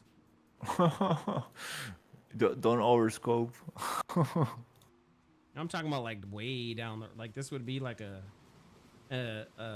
if everybody likes the game and spent millions of dollars and we made lots of money. Either way, I like this. So we have the tubes, we have all the stuff happening, everything's looking good. Yeah, I like this a lot. Okay, cool. So we can say this is a nice little setup. And then over here is the exit tube. So this is where all of the tubes go into the main section over here. So each one of these will feed into that. And then the sludge is pooped down the hole into the sewer drain, which is here. And then that gets pushed out and piped through there. Oh, yeah, that's right. I can't go through walls.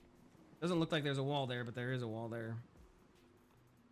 And then out here we'll have the pump. And then the, oh, I crashed. Cool. Is the flying thing for sure. Yeah, but it never was a problem of like 5.5.2 brought it back. It was cured. We were cured of cancer and now we're in remission.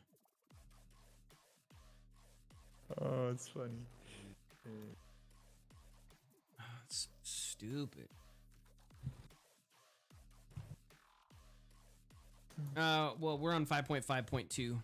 They just updated. It just came out. Yeah, 5.5.2 is what we're on now. Okay, the stream, I've technically done my 3 hours. I'm 24 minutes over, and that's perfectly fine. I'm going to cut the stream only because I need to take a break and probably get some food, and then I will come back. I don't know if I'm going to start streaming, but I am going to continue working, so I'll probably keep working and then have some stuff going on in the background. I will stream tomorrow late. It'll probably be 8 o'clock Eastern Standard Time, so if you like what you're seeing, make sure you follow, subscribe, hit the little buttons, whatever you got to do. That way you can be part of the Cool Kids crew. I will see you guys later. Thank you for everything you do. Movie night tomorrow in Chunk's Discord if you want to join us. Send me the details. I'm not gonna say yes or no. I don't know. Maybe.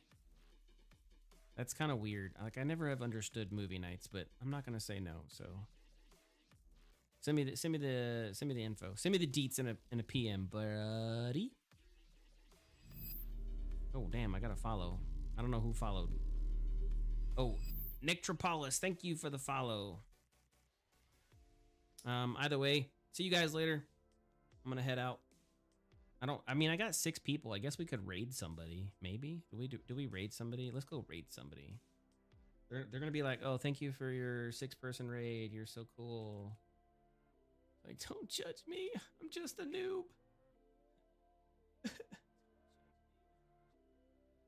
Look, I like how it comes across. Who do I got? Is there anybody in software and game development? Yeah, there's a couple people. How many people are watching this person? It doesn't say. It doesn't say. Why doesn't it say? Oh, 14 viewers. This has 32 people and he's just staring at a white screen. This is what it's like to be unpopular. Swashbuckler's content is intended for certain audiences. Well, that means he's cursing. Are they using, anybody using UE? No, nobody's using Unreal Engine. Oh, look, there I am. I got 6 viewers. There's a person on a beach. It's called Kai Now Greets His Followers. Ugh. Okay, I'm going to do Is It Okay? I'm going to give it to him. Wait, no, he's not doing game dev, is he? I can't tell. Oh, he's using Unity. Nope, don't like him. I'm just playing. Everybody here is going to be gone by the time I figure out somebody to raid.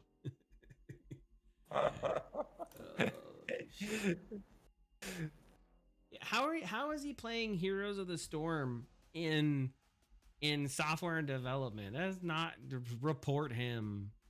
Oh, look, Joseph Bergen. We're going to raid Joseph Bergen, okay?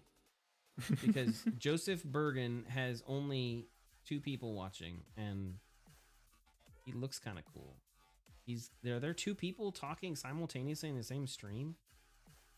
Okay, well this is interesting. Let's try it. Let's see what happens. I think it's /raid and then bam. There you go. Join the raid, people. Join the raid so we can go hit up Joseph Bergen and make him feel loved. Okay, I got 5 viewers joining the raid. Let's go.